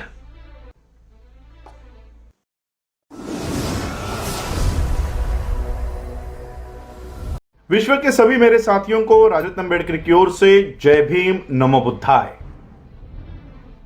द अनटोल्ड अंबेडकर के 10वें भाग में आप सभी लोगों का स्वागत है। यह बात उस समय की है जब डॉक्टर बाबा साहब अंबेडकर कानून मंत्री के पद पर विराजमान थे। उस समय जब डॉक्टर बाबा साहब अंबेडकर इस देश के कानून मंत्री थे, उस समय अनुसूचित जाति का एक लड़का ये आईएएस की परीक्षा पास होकर कलेक्टर बन गया था। बाबा साहब को इस बात का पता चला। बाबा साहब को पता चला कि हमारे समाज का एक लड़का आईएएस परीक्षा पास होकर वो कलेक्टर बन गया है। बाबा साहब को इस बात पर गर्व हुआ, अभिमान महसूस हुआ। बाबा साहब ने अपने कार्यालय से ये मांग की कि उस कलेक्टर को बुलवाया जाए और बाबा साहब अंबेडकर जी से एक मुलाकात बाबा साहब अंबेडकर जी के घर पे तय हुई। इस कलेक्टर को यह संदेशा बाबा साहब अंबेडकर जी के कार्यालय से मिला कि बाबा साहब उनसे मिलना चाहते हैं। अब उस कलेक्टर को यह लगने लग गया कि बाबा साहब कानून मंत्री है और कानून मंत्री ने मुझे बुलाया है, शायद इनको मुझसे कुछ चंदा चाहिए होगा, कुछ थैली चाहिए होगी। यह कलेक्टर इस आशा से बाबा साहब अंबेडकर जी को मिलने गया कि बाबा साहब को शायद मुझसे कुछ चाहिए। बाबा साहब अपने घर पे दिल्ली के अलीपुर रोड के बंगलों पर पेपर पढ़ते हुए बैठे हुए थे। यह कलेक्टर उस समय बाबा साहब से मिलने आया। बाबा साहब ने पेपर पढ़ते पढ़ते उसको पेपर को हटाया। बाबा साहब ने देखा कि वो कलेक्टर बेटा, वो कलेक्टर बच्चा मुझे मिलने के लिए आया है। बाबा साहब ने पेपर बगल में रखा और उस कलेक्टर से कहा कि तुम अब नए नए कलेक्टर बने हो। कलेक्टर ने कहा कि जी मैं अभी कलेक्टर बना हूं। बाबा साहब ने कहा कि शासन ने आपको लाल बत्ती की गाड़ी दी होगी। कलेक्टर ने कहा हां मुझे लाल बत्ती की गाड़ी दी है। बाबा साहब ने कहा एक काम किया करो, हफ्ते में एक बार या 2 हफ्ते में एक बार जैसे आपको समय मिले, उस गाड़ी में बैठकर आप जिस बस्ती में रहा करते थे, जिस घर में आप रहा करते थे, उस बस्ती में एक बार उस गाड़ी में बैठकर चक्कर मार के आया करो। कलेक्टर ने कहा ठीक है, और बाबा साहब अपना पेपर पढ़ने में फिर बिजी हो गए। आधे घंटे के बाद, 40 मिनट के बाद जब बाबा साहब ने पेपर हटाया, तब बाबा साहब ने देखा वो कलेक्टर बच्चा अभी भी खड़ा है। बाबा साहब ने कलेक्टर से पूछा क्या है, क्यों खड़े हो? तो कलेक्टर ने बाबा साहब को कहा कि बाबा साहब आपने मुझे मिलने के लिए बुलाया था, आपको शायद मुझसे कुछ चाहिए था। बाबा साहब को पता चल गया कि इसके दिमाग में क्या चल रहा है। बाबा साहब ने उस कलेक्टर को बिठाया और कहा कि आपको पता है मैंने आपको क्यों कहा कि आप जिस बस्ती में रहा करते थे, जिस चाली में रहा करते थे, वहां पर अपनी गाड़ी में बैठकर, लाल बत्ती की गाड़ी में बैठकर एक चक्कर लगाकर आया करो, ऐसा मैंने आपको क्यों कहा, पता है आपको?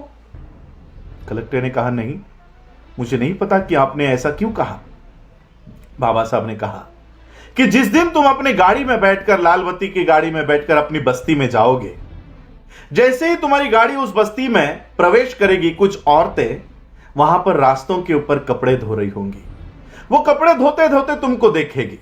तुम्हारी गाड़ी जैसे ही आगे जाएगी, कुछ औरतें वहां पर बर्तन मांज रही होंगी।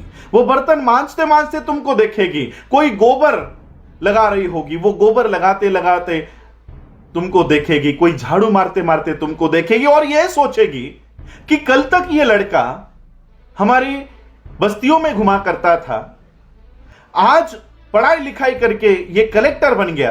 वो कपड़े धोने वाली औरत, बर्तन मांजने वाली औरत, गोबर पोतने वाली औरत, झाड़ू मारने वाली औरत, वो अपने मन में यह तय करेगी कि अगर ये लड़का अगर कलेक्टर बन सकता है, पढ़ाई लिखाई करके अगर ये कलेक्टर बन सकता है, तो मेरा बच्चा भी कलेक्टर बन सकता है। ये भावना उस औरत के दिमाग में, मन में प्रवेश करेगी और इस तरह से हजारों कलेक्टर हमारे समाज में तैयार होंगे।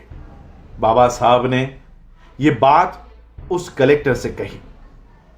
आज मुझे आप बताइए, क्या बाबा साहब के इस बात के ऊपर हमारे समाज से निकले हुए कलेक्टर क्या आज बाबा साहब की इस बात को फॉलो कर रहे हैं?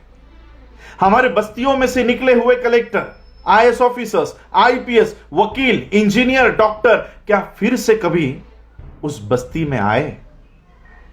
बाबा साहब ने हम लोगों को जो शिक्षा का अधिकार दिया है, यह शिक्षा का अधिकार अपने परिवार के लिए नहीं दिया है। बाबा साहब ने इस शिक्षा का अधिकार अपने समाज का उत्थान करने के लिए दिया है और इसलिए बाबा साहब अंबेडकर जी के इस शिक्षा के अधिकार को प्राप्त करके जो लोग उस शिक्षा को अधिकार के प्राप्त करने के बाद अपने अपनी नौकरियों में और अपने अपने घरों में अगर जो कोई भी खुश होकर अपने परिवार तक सीमित इस शिक्षा का उपयोग कर रहा है, तो वो बाबा साहब अंबेडकर जी का बहुत बड़ा दोषी है और इसलिए बाबा साहब अंबेडकर जी ने कहा कि यह शिक्षा का अधिकार तुम्हारे परिवार के लिए नहीं है, यह तुम्हारे समाज के उत्थान के लिए है। यह एक बाबा साहब की अनकही बात आज भी बहुत सारे आईएएस, आईपीएस, डॉक्टर, इंजीनियर और वकीलों को पता नहीं है कि यह शिक्षा का अधिकार, यह कलेक्टर पद, यह हमारे परिवार के लिए नहीं तो समाज के उत्थान के लिए है। यही आज के एपिसोड में आप सबसे बताने के लिए मैं आया हूं। आप लोगों ने मुझे सुना, उसके लिए आभार। जय भीम, जय भारत, जय बुद्ध।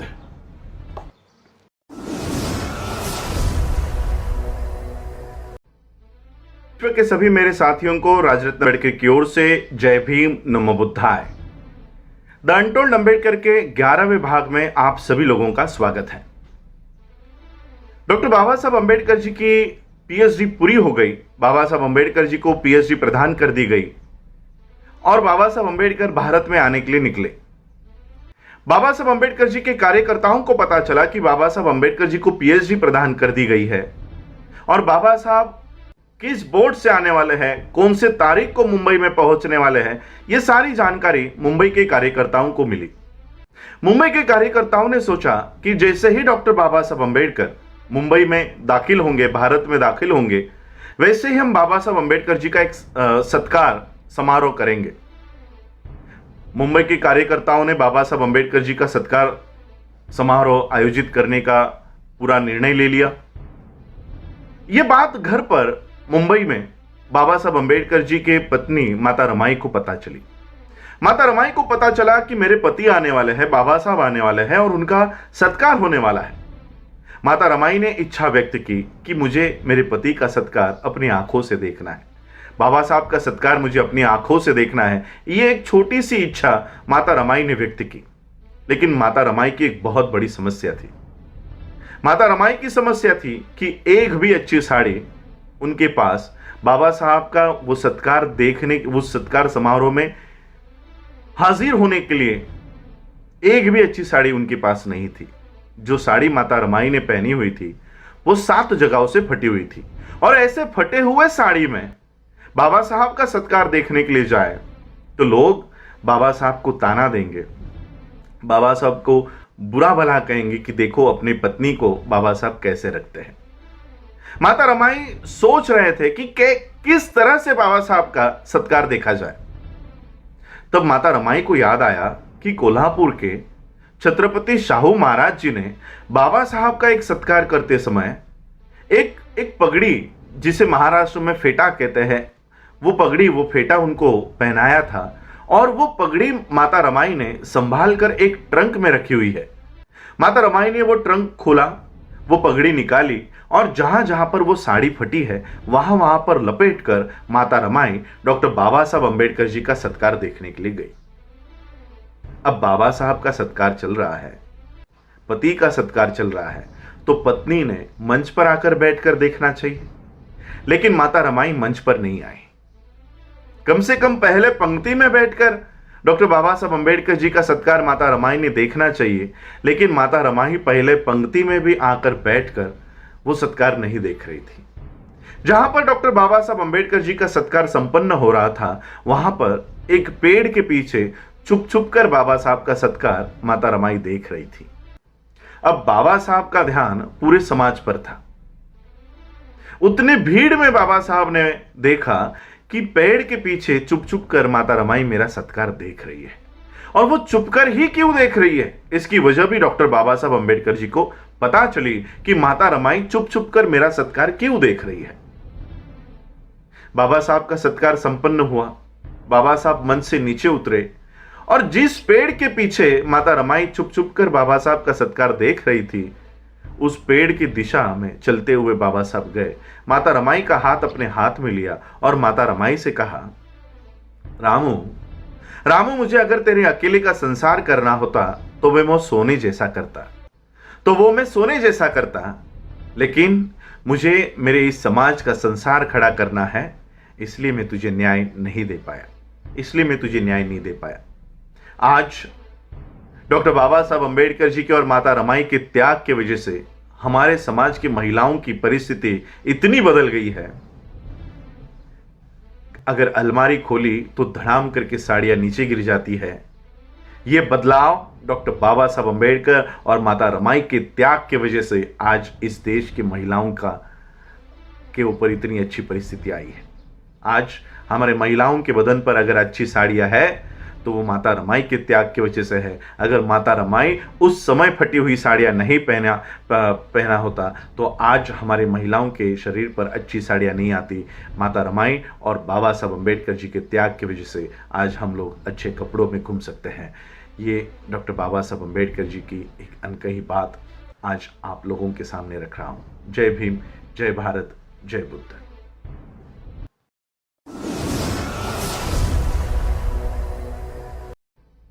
विश्व के सभी मेरे साथियों को राजरत्न अम्बेडकर की ओर से जय भीम, नमो बुद्धाय। द अनटोल्ड अम्बेडकर के 12वें भाग में आप सभी लोगों का स्वागत है। डॉक्टर बाबा साहब अम्बेडकर 26 नवंबर 1949 को भारत को संविधान देकर अपने घर पर दिल्ली के अलीपुर रोड के बंगले पर आ गए। बाबा साहब अम्बेडकर जी की एक आराम कुर्सी हुआ करती थी, रोलिंग चेयर। उसके ऊपर बाबा साहब अम्बेडकर बैठे, अपनी आंखें बंद कर ली और थोड़ी ही देर में बाबा साहब अम्बेडकर जी के आंखों से आंसू बहने लग गए। बगल में डॉक्टर बाबा साहब अम्बेडकर जी के सचिव शंकरानंद शास्त्री खड़े थे। शास्त्री जी ने देखा कि बाबा साहब अम्बेडकर रो रहे हैं। अब बाबा साहब को कैसे उठाऊं और कैसे पूछूं कि आप क्यों रो रहे हो। शंकरानंद शास्त्री जी ने एक युक्ति की। बाबा साहब अम्बेडकर जी के पैरों के यहां बैठे और पैर दबाते दबाते बाबा साहब से सवाल किया, बाबा साहब अभी आप इस देश को एक अच्छा संविधान देकर आए हो, एक अच्छी व्यवस्था देकर आए हो, किस बात का दुख है आपको, आप क्यों रो रहे हो। बाबा साहब ने आंखें खोली और शास्त्री से कहा कि शास्त्री, मैं मेरे जीवन के सफर को याद कर रहा था और इस सफर को याद करते करते मुझे मेरा बच्चा याद आ गया, मेरा बेटा, मेरा सबसे प्यारा बेटा राजरत्न मुझे याद आ गया। 2.5 साल की उम्र में इसे डबल निमोनिया हो गया था। उस समय डॉक्टर बाबा साहब अम्बेडकर जी की आर्थिक हालात कुछ अच्छी नहीं थी।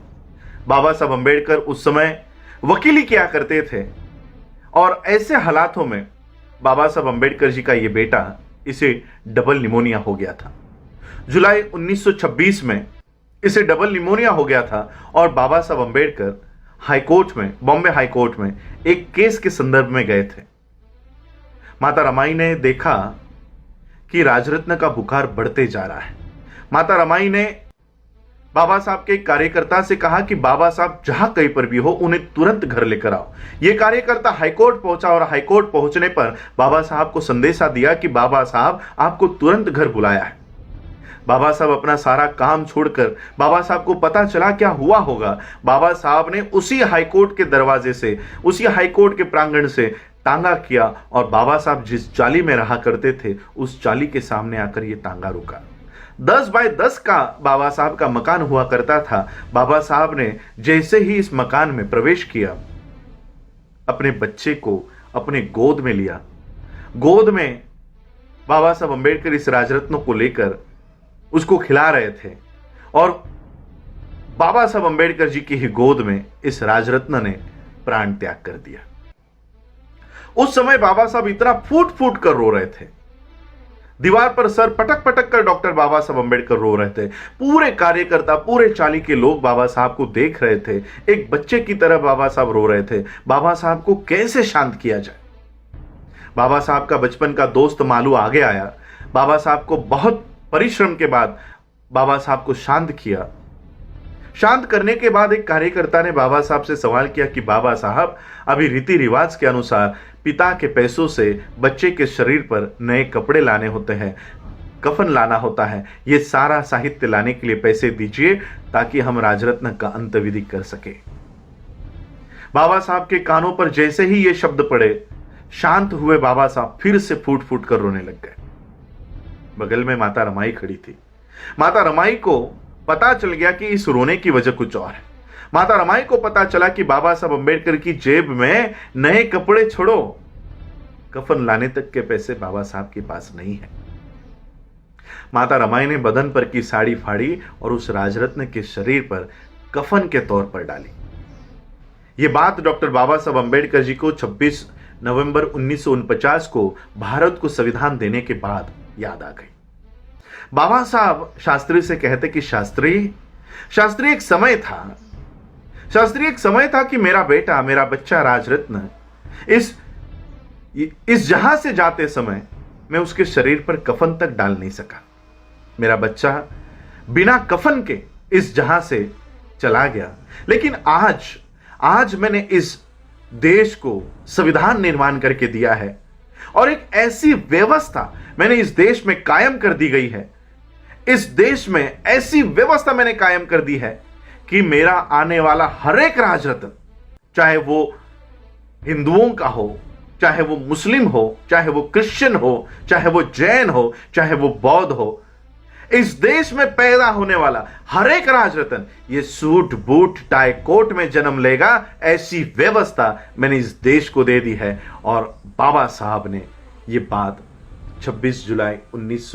26 नवंबर 1949 को संविधान देने के बाद कही। और बाबा साहब का संविधान इस देश में सभी लोगों को, सभी वर्ग के लोगों को, सभी जाति, सभी धर्म के लोगों को अपनी प्रगति करने का एक मौका देती है और सूट बूट टाई कोट में लाने की व्यवस्था करती है।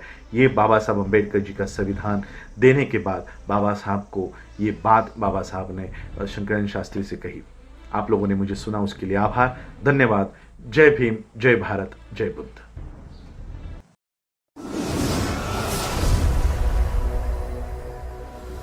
विश्व के सभी मेरे साथियों को राजरत्न अम्बेडकर की ओर से जय भीम, नमो बुद्धाय। द अनटोल्ड अम्बेडकर के 13वें भाग में आप सभी लोगों का स्वागत है। डॉक्टर बाबा साहब अम्बेडकर जी ने भारत का ही नहीं बल्कि विश्व का सर्वोत्तम ऐसा संविधान भारत को निर्माण करके दिया। लेकिन आज भी भारत के सवर्ण जो है, ब्राह्मण जो है, ये भारत के संविधान को नहीं मानते। 26 जनवरी 1950 को लागू हुआ ये संविधान दूसरे ही दिन दिल्ली में जलाया गया। 2018 में हम लोगों ने देखा कि भारत के ब्राह्मणों ने संविधान को जलाया। आखिर क्यों भारत के ब्राह्मण भारत के संविधान को नहीं मानना चाहते? मैं आपको भारत के संविधान का आर्टिकल 13 आप लोगों को दिखाना चाहता हूं। क्यों भारत का ब्राह्मण भारत के संविधान को नहीं मानना चाहता?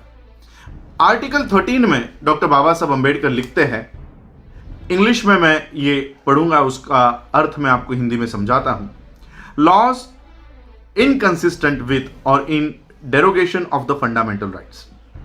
Article 13, all laws in force in the territory of India immediately before the commencement of this constitution, insofar as they are inconsistent with the provision of this part, shall to the extent of such inconsistency be void।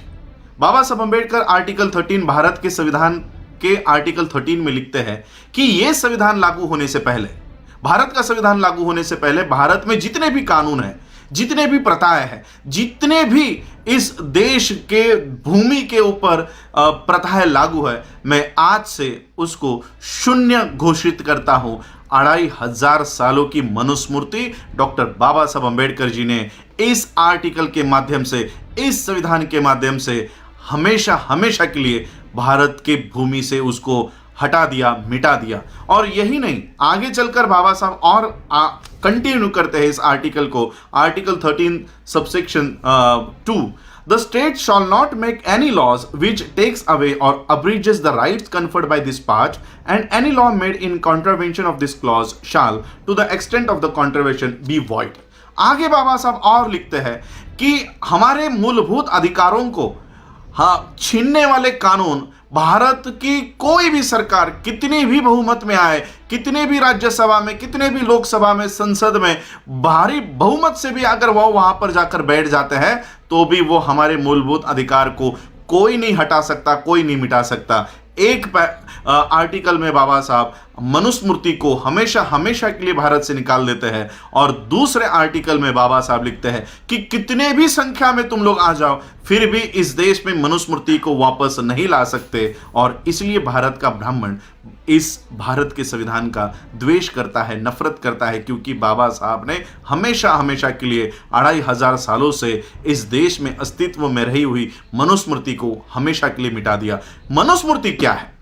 अब हम लोग देखते हैं कि मनुस्मृति और संविधान क्या है, इसका कंपैरिजन करके देखते हैं। वैसे तो इन दोनों की तुलना कभी हो नहीं सकती, लेकिन दोनों के कानून में, भारत के संविधान के कानून में और मनुस्मृति के कानून में भारत के लोगों के साथ क्या व्यवहार हुआ करता था, इसका उदाहरण हम लेते हैं खुद डॉक्टर बाबा साहब अंबेडकर जी के लिखे हुए वेटिंग फॉर वीजा, जिसमें खुद बाबा साहब अंबेडकर जी को क्या भुगतना पड़ा था, वो बाबा साहब ने लिखा हुआ है। अब हम अपने मूल विषय के ऊपर आते हैं, द अनटोल्ड अंबेडकर। ये तो बाबा साहब ने ऑलरेडी बताया हुआ है, लेकिन इन बातों को आगे लेकर नहीं आते, इसलिए ये भाग मैं अनटोल्ड अंबेडकर में शामिल कर रहा हूं। बाबा साहब अंबेडकर जी जब छोटे थे, 12-13 साल के थे, तब उनके पिताजी किसी और जगह पर उनकी पोस्टिंग हो गई थी। और इसलिए जब बाबा साहब के पिताजी रामजी बाबा ने देखा कि अभी बच्चों की छुट्टियां लग गई है, तो क्यों ना बच्चों को मेरे यहां पर बुलाया जाए। तो बाबा साहब के पिताजी ने बाबा साहब को तार भेजी, घर पर एक टेलीग्राम भेजा कि तुम लोगों की अगर स्कूल की छुट्टियां लग गई है तो मुझे मिलने के लिए आप लोग यहां पर 5-10 दिनों के लिए यहीं पर आकर मेरे साथ रहो। ये टेलीग्राम घर पर मिला। रामजी बाबा ने उस टेलीग्राम में लिखा था, उस चिट्ठी में लिखा था कि कौन सी ट्रेन पकड़ के आना है, और जब तुम लोग वो जिस दिन आने के लिए निकलोगे उस दिन मुझे एक टेलीग्राम कर देना कि इस गाड़ी से इस दिन हम लोग आ रहे हैं, ताकि मैं आप लोगों को लेने के लिए स्टेशन पर आ जाऊं। बाबा साहब को ये टेलीग्राम मिला। बाबा साहब ने और बाबा साहब के बहनों के बच्चे, बाबा साहब उस समय 12-13 साल के थे, बाबा साहब जी के जो बहनें थी उनकी शादियां बहुत जल्दी हो गई थी, इसलिए उनके जो बच्चे थे वो भी बाबा साहब से 2-3 साल छोटे थे। तो बाबा साहब और बाबा साहब के बड़े भाई आनंद और बाबा साहब के बहनों के बच्चे, ऐसे 5-6 लोग मिलकर बाबा साहब के पिताजी को मिलने के लिए निकल पड़े। बाबा साहब ने टेलीग्राम कर दिया कि हम इस ट्रेन से उतरने वाले हैं, इस ट्रेन से आने वाले हैं, आप हमको लेने के लिए इस दिन पहुंच जाओ। अब ये टेलीग्राम ही बाबा साहब के पिताजी को मिला नहीं, तो बाबा साहब के पिताजी को पता ही नहीं था कि मेरे बच्चे कौन से ट्रेन से आने वाले हैं और कौन से दिन आने वाले हैं। अब बाबा साहब ट्रेन पकड़ के प्लेटफॉर्म पर आकर उतर गए, सारे बच्चों के साथ उतर गए। सभी ट्रेन में से उतरी हुई भीड़ अपने अपने दिशा में चली गई। बच्चे वैसे ही प्लेटफॉर्म पर अपने पिताजी की राह देख रहे हैं। सभी लोग जाने के बाद स्टेशन मास्टर ने देखा ये बच्चे तो अच्छे घर के लग रहे हैं, अच्छे कपड़े पहने हुए हैं। वो स्टेशन मास्टर इन बच्चों के पास आया और बच्चों को पूछा कि कहाँ जाना है, किनके बच्चे हो। तो बाबा साहब ने बताया, वो टेलीग्राम बताया कि हम मेजर सूबेदार रामजी अंबेडकर जी के बच्चे हैं और हमको हमारे पिताजी ने बुलाया है। वो हमको लेने के लिए आने वाले थे, शायद हमारा टेलीग्राम उनको मिला नहीं है, तो इसलिए वो हमको लेने के लिए नहीं पहुंच पाए। हमको इस पते के ऊपर जाना है, हमें यहाँ पर छोड़ दीजिए। तो स्टेशन मास्टर ने वहीं पर बगल में एक बैलगाड़ी खड़ी हुई थी, उस बैलगाड़ी वाले को बुलाया और कहा कि देखो ये अच्छे घर के बच्चे हैं, मेजर सूबेदार मेजर के बच्चे हैं, आप एक काम करो, इनको इस पते पर छोड़ कर आओ। तो वो बैलगाड़ी वाले ने सभी बच्चों को बैलगाड़ी में बिठाया। बैलगाड़ी बाबा साहब अंबेडकर जी के पिताजी के उस लोकेशन की तरफ चलने लग गई और थोड़ी देर में बैलगाड़ी वाले ने बाबा साहब से और बच्चों से बात करना शुरू कर दिया। और बातों बातों में बैलगाड़ी वाले ने बाबा साहब कौन से जाति के हैं, कौन से वर्ण के हैं, ये सारी हकीकत उस बैलगाड़ी वाले ने प्राप्त कर ली। बैलगाड़ी वाले को जैसे ही पता चला कि बाबा साहब एक अछूत है, अछूत के बच्चे हैं, वैसे ही उसने बैलगाड़ी रोकी और बैलगाड़ी रोककर सभी बच्चों को नीचे उतारा। बाबा साहब ने कहा कि हमको हमारे पिता के यहां छोड़ो।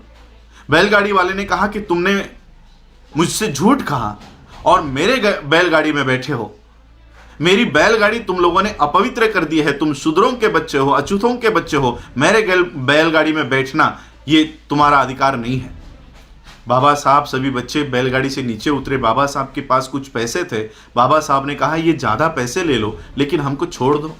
अब ज़्यादा पैसों के लालच में बैलगाड़ी वाले ने कहा ठीक है, लेकिन तुम लोग अछूतों के बच्चे हो इसलिए मेरे बैलगाड़ी में नहीं बैठ सकते।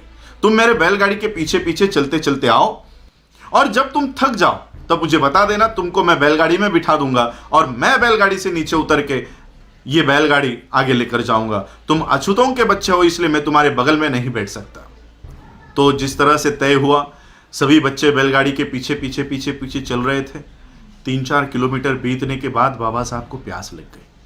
बाबा साहब ने बैलगाड़ी वाले से कहा कि आपके पास जो पानी है वो मुझे थोड़ा दीजिए, मुझे बहुत प्यास लगी है। बैलगाड़ी वाले ने कहा तुम लोग अछूतों के बच्चे हो, मैं तुम लोगों को अपना पानी नहीं पिला सकता, लेकिन आगे कोई अगर तालाब आता है, कोई नदी आती है तो मैं वो गाड़ी रुकाकर तुम लोग पानी पीकर आ जाओ। बहुत देर हो चुकने के बाद कोई तालाब कोई नदी नहीं आ रही थी। उस बैलगाड़ी वाले ने देखा कि आगे कुछ पानी दिखाई दे रहा है। बैलगाड़ी वाले ने बैलगाड़ी रोकी और बाबा साहब से कहा कि देखो वहाँ पर कुछ पानी है। बाबा साहब और सभी बच्चे उस पानी की ओर गए। नज़दीक जाकर देखा तो वो कीचड़ में थोड़ा बहुत पानी दिखाई दे रहा था।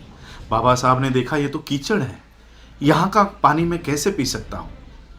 लेकिन बहुत प्यास लगने के बावजूद, बहुत प्यास लगी थी इसलिए बाबा साहब अम्बेडकर जी ने वो मट्टी हटाई और वहाँ का पानी बाबा साहब ने पिया।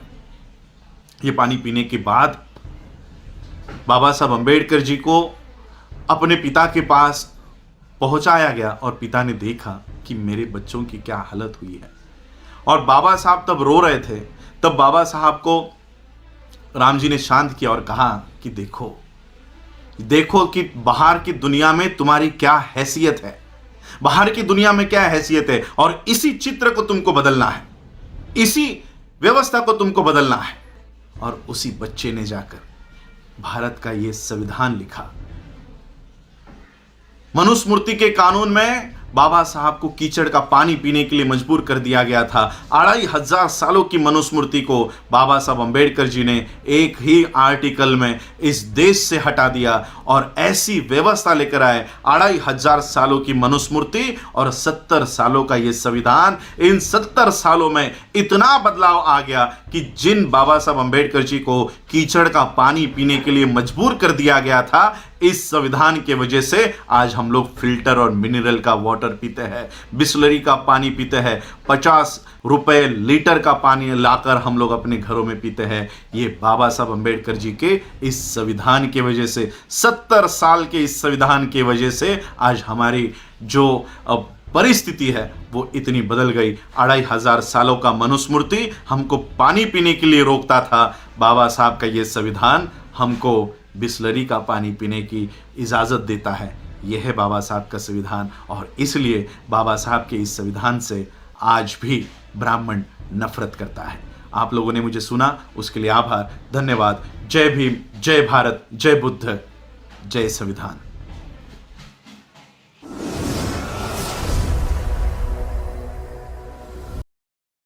विश्व के सभी मेरे साथियों को राजरत्न अम्बेडकर की ओर से जय भीम, नमो बुद्धाय। द अनटोल्ड अम्बेडकर के 14वें भाग में आप सभी लोगों का स्वागत है।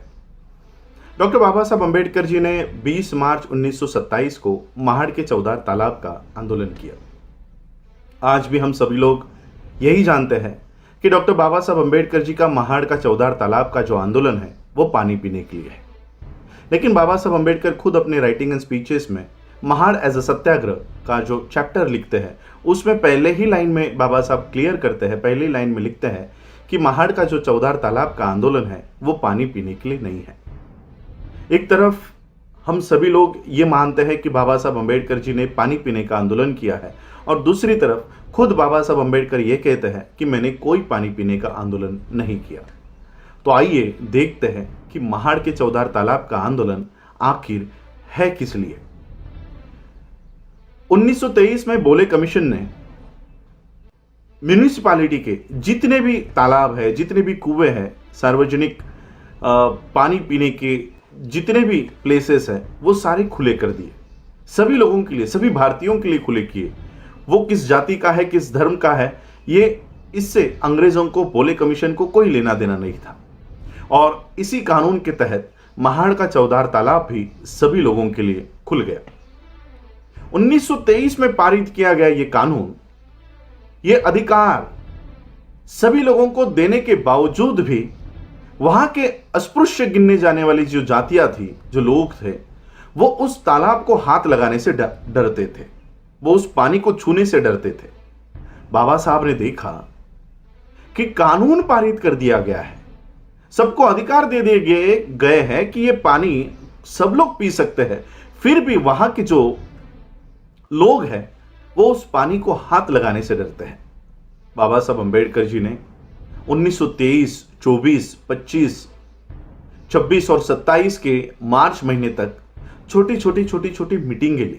सभी गांवों में, आजू बाजू के कोंकण के सभी, उस तालाब के आजू बाजू की सभी गांवों में अस्पृश्यों को जाके समझाया कि उनके अधिकार क्या है, उनको अपने अधिकारों के प्रति जागरूक किया। बाबा साहब ने 5 साल तक सभी लोगों में ये मीटिंगें ली, अपने हक और अधिकार उनको समझाए और उनमें एक जागृति निर्माण की। बाबा साहब ने बताया कि अगर एक जानवर उस तालाब का पानी पी सकता है तो आप इंसान हो, मनुष्य हो, आप अपने अधिकार को प्राप्त क्यों नहीं कर सकते। और फिर बाबा साहब अंबेडकर जी ने इन सभी लोगों को 20 मार्च 1927 को महाड़ के चौधार तालाब पर आने के लिए, ये 5 साल तक बाबा साहब अंबेडकर जी ने ये मीटिंगें लेकर इनको तैयार किया। जिस दिन बाबा साहब अंबेडकर ये आंदोलन करने जाने वाले थे, वहां पर महाड़ के गांव में सभी लोगों ने, वहां के गांव के लोगों ने फतवा निकाल दिया कि ये लोग जो यहां पर आने वाले हैं उनको कोई भी पानी नहीं देगा, अनाज नहीं देगा, तेल नहीं देगा, क्योंकि ये 50,000 से भी ज्यादा लोग वहां पर 2 दिन के लिए वहां आने वाले थे। कोई बाबा साहब अंबेडकर जी को सभा लेने के लिए कोई अपनी जगह तक नहीं देगा, यह फतवा वहां पर निकाल दिया गया। अब बाबा साहब सभी लोगों को लेकर वहां पर आने वाले थे, लेकिन कोई वहां पर उनको रुकने के लिए भी जगह नहीं दे रहा था। उस समय एक मुस्लिम ने अपना खेत वहां पर सारा साफ करके वो जमीन बाबा साहब अंबेडकर जी को वहां पर ठहरने के लिए और सभा करने के लिए दी। 20 मार्च 1927 को 50,000 से भी ज्यादा लोग उस महाड़ के चौधार तालाब के आंदोलन में शामिल हुए। बाबा साहब अंबेडकर जी सभी लोगों को इकट्ठा करके उस महाड़ के चौधार तालाब पर गए। बाबा साहब अंबेडकर जी ने पहले वो महाड़ का पानी, चौधार तालाब का पानी ग्रहण किया। उसके बाद बाबा साहब को देखते देखते सभी लोगों ने बाबा साहब का अनुकरण किया और वो पानी सभी लोगों ने पिया। बाबा साहब अंबेडकर जी के इस आंदोलन को हम समझते हैं कि बाबा साहब अंबेडकर जी ने पानी पीने का आंदोलन किया, और बाबा साहब खुद कहते हैं कि मैंने पानी पीने का आंदोलन नहीं किया। तो ये आंदोलन क्या था? बाबा साहब अंबेडकर पानी पीने का आंदोलन नहीं कर रहे थे, बाबा साहब अंबेडकर मरे हुए लोगों को जिंदा करने का काम कर रहे थे। और तभी बाबा साहब अंबेडकर जी ने एक घोषणा की कि जो जागृति आज तुम लोगों में निर्माण हुई है, इस जागृति को हमेशा जलाए रखना, हमेशा इस जागृति को बनाए रखना, इसे कभी मिटने नहीं देना। आज तक ये जागृति हम लोगों में निर्माण है, ये हम लोगों में जागृत है, और यही काम बाबा साहब अंबेडकर जी ने महाड़ के चौधार तालाब के माध्यम से किया कि जो सोई हुई कौम थी उसको बाबा साहब ने जगा दिया, और अपने हक और अधिकार के प्रति बाबा साहब अंबेडकर जी ने हम सभी लोगों को जागृत किया। जय भीम, जय भारत, जय बुद्ध।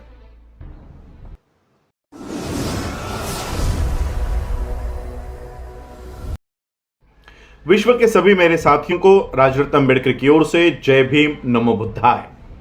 द अनटोल्ड अंबेडकर के 16वें भाग में और आखिरी भाग में आप सभी लोगों का स्वागत है। आखिरी भाग इसलिए क्योंकि डॉक्टर बाबा साहब अंबेडकर जी के बारे में कई सारी अनकही बातें, छुपाई गई बातें, इसके ऊपर मैंने ये 15 भागों में आप लोगों तक बाबा साहब अंबेडकर जी की इन बातों को मैं लेकर आया। लेकिन अब बाबा साहब अंबेडकर जी की ऐसी कुछ बातों को मैं आपके सामने लेकर आना चाहता हूं जो निष्कर्ष डॉक्टर बाबा साहब अंबेडकर जी के जीवन का है। वो निष्कर्ष के ऊपर कल से एक अलग विषय के ऊपर यह वेब सीरीज मैं फिर से शुरू कर रहा हूं।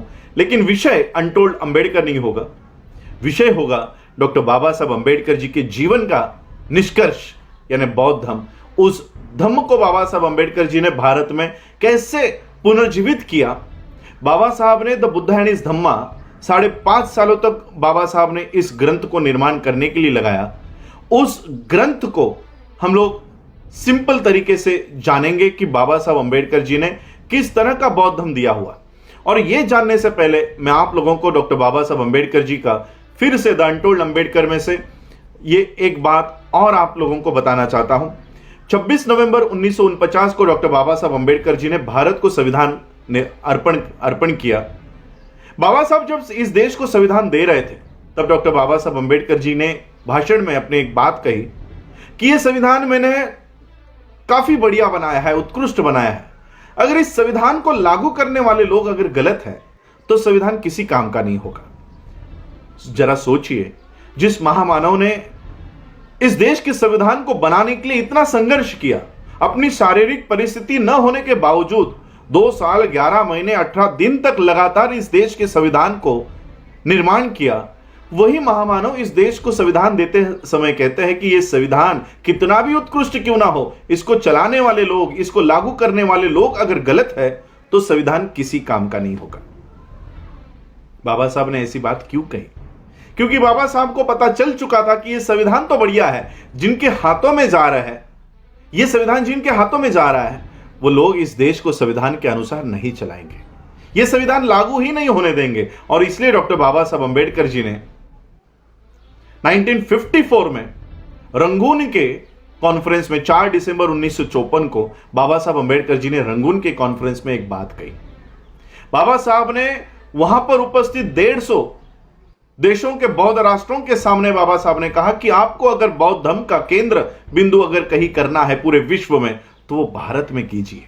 भारत में इसलिए क्योंकि भारत जो है ये बुद्ध का जन्मस्थल है, यहीं से बौद्ध धर्म पूरे विश्व में गया है। और इसलिए आप भारत में आकर ये बौद्ध धर्म का निर्माण करो, बौद्ध धर्म का केंद्र करो और बौद्ध धर्म को प्रचार और प्रसार करने का केंद्र बिंदु भारत में करो।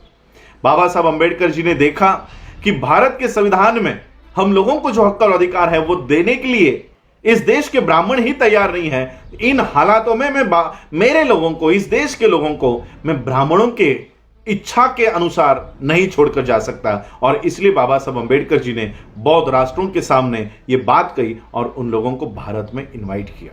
बाबा साहब अंबेडकर जी ने उस रंगून के कॉन्फ्रेंस में भाषण दिया और बौद्ध धर्म को किस तरह से पुनर्जीवित भारत में किया जा सकता है उसकी ब्लूप्रिंट बाबा साहब ने रखी। उस ब्लूप्रिंट का, उस भाषण का नाम बाबा साहब रखते हैं Buddha needs no passport nor visa, a blueprint of Buddhism in India.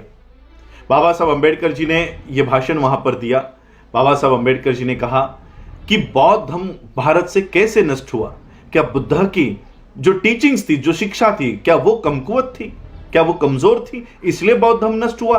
Baba साहब कहते हैं नहीं, भारत में से बौद्ध धर्म इसलिए नष्ट हुआ क्योंकि भारत के ब्राह्मणों ने हमारे राजा बृहदत्त की हत्या कर दी। पुष्यमित्र शुंग नाम के ब्राह्मण ने हमारे राजा की हत्या कर दी और सभी बौद्ध भिक्षुओं की कत्ल कर दिया और इस तरह से भारत से बौद्ध धर्म नष्ट हुआ। बाबा साहब कहते हैं कि भारत में बौद्ध धर्म को इस्लाम से कोई खतरा नहीं है, लेकिन ब्राह्मणों से है, बाबा साहब का ये पूरा स्पीच बाबा साहब अंबेडकर जी ने आज भी उनके लिखित राइटिंग एंड स्पीचेस में है। और इस तरह से बाबा साहब ने भारत में आकर बौद्ध धर्म को किस तरह से पुनर्जीवित किया। बाबा साहब ने 1954 में, दिसंबर के 1954 में ये भाषण दिया। बाबा साहब भारत में आए और बाबा साहब ने बौद्ध धर्म के प्रचार और प्रसार की एक संस्था बनाई, जिस संस्था का नाम है the Buddhist society of India, जिसका आज मैं राष्ट्रीय अध्यक्ष के तौर पर काम कर रहा हूं। ये बुद्धिस्ट सोसाइटी ऑफ इंडिया के माध्यम से बाबा साहब ने भारत में किस तरह से बौद्ध धर्म को पुनर्जीवित करने का काम किया, ये सारा कल के एपिसोड से नए सिरे से ये सारा आप लोगों के सामने बताया जाएगा। बुद्ध का जन्म कैसे हुआ, बुद्ध ने परिव्रजा क्यों ली, बुद्ध के परिव्रजा के पीछे क्या कारण था, बुद्ध ने कौन सी तत्व प्रणाली, कौन सा नया धम्म आविष्कार किया, वो अष्टांगिक मार्ग क्या है, 10 पारमिता क्या है, अष्टांगिक मार्ग को किस तरह से हम लोग अपने जीवन में फॉलो कर सकते हैं। आज भी ब्राह्मणों द्वारा दिया गया जो ब्राह्मणी धर्म है वो किस तरह से बौद्ध धर्म को नष्ट करने के ऊपर काम करता है, ये सारी बातें कल बाबा साहब अंबेडकर जी के द बुद्धा एंड हिज धम्मा इस ग्रंथ से हम लोग जानेंगे। आप लोगों ने द अनटोल्ड अंबेडकर के सारे सीरीज को इतना सराहा, उसके लिए आप सभी लोगों का मैं आभार व्यक्त करता हूं। इसी तरह से कल से शुरू होने वाली द बुद्धा एंड हिज धम्मा की ये वेब सीरीज को भी आप लोग चाहेंगे, ये आशा करता हूं, ये कामना करता हूं। आप लोगों ने मुझे जो प्रोत्साहन दिया उसके लिए आप सभी लोगों का आभार। जय भीम, जय भारत, नमो बुद्धाय।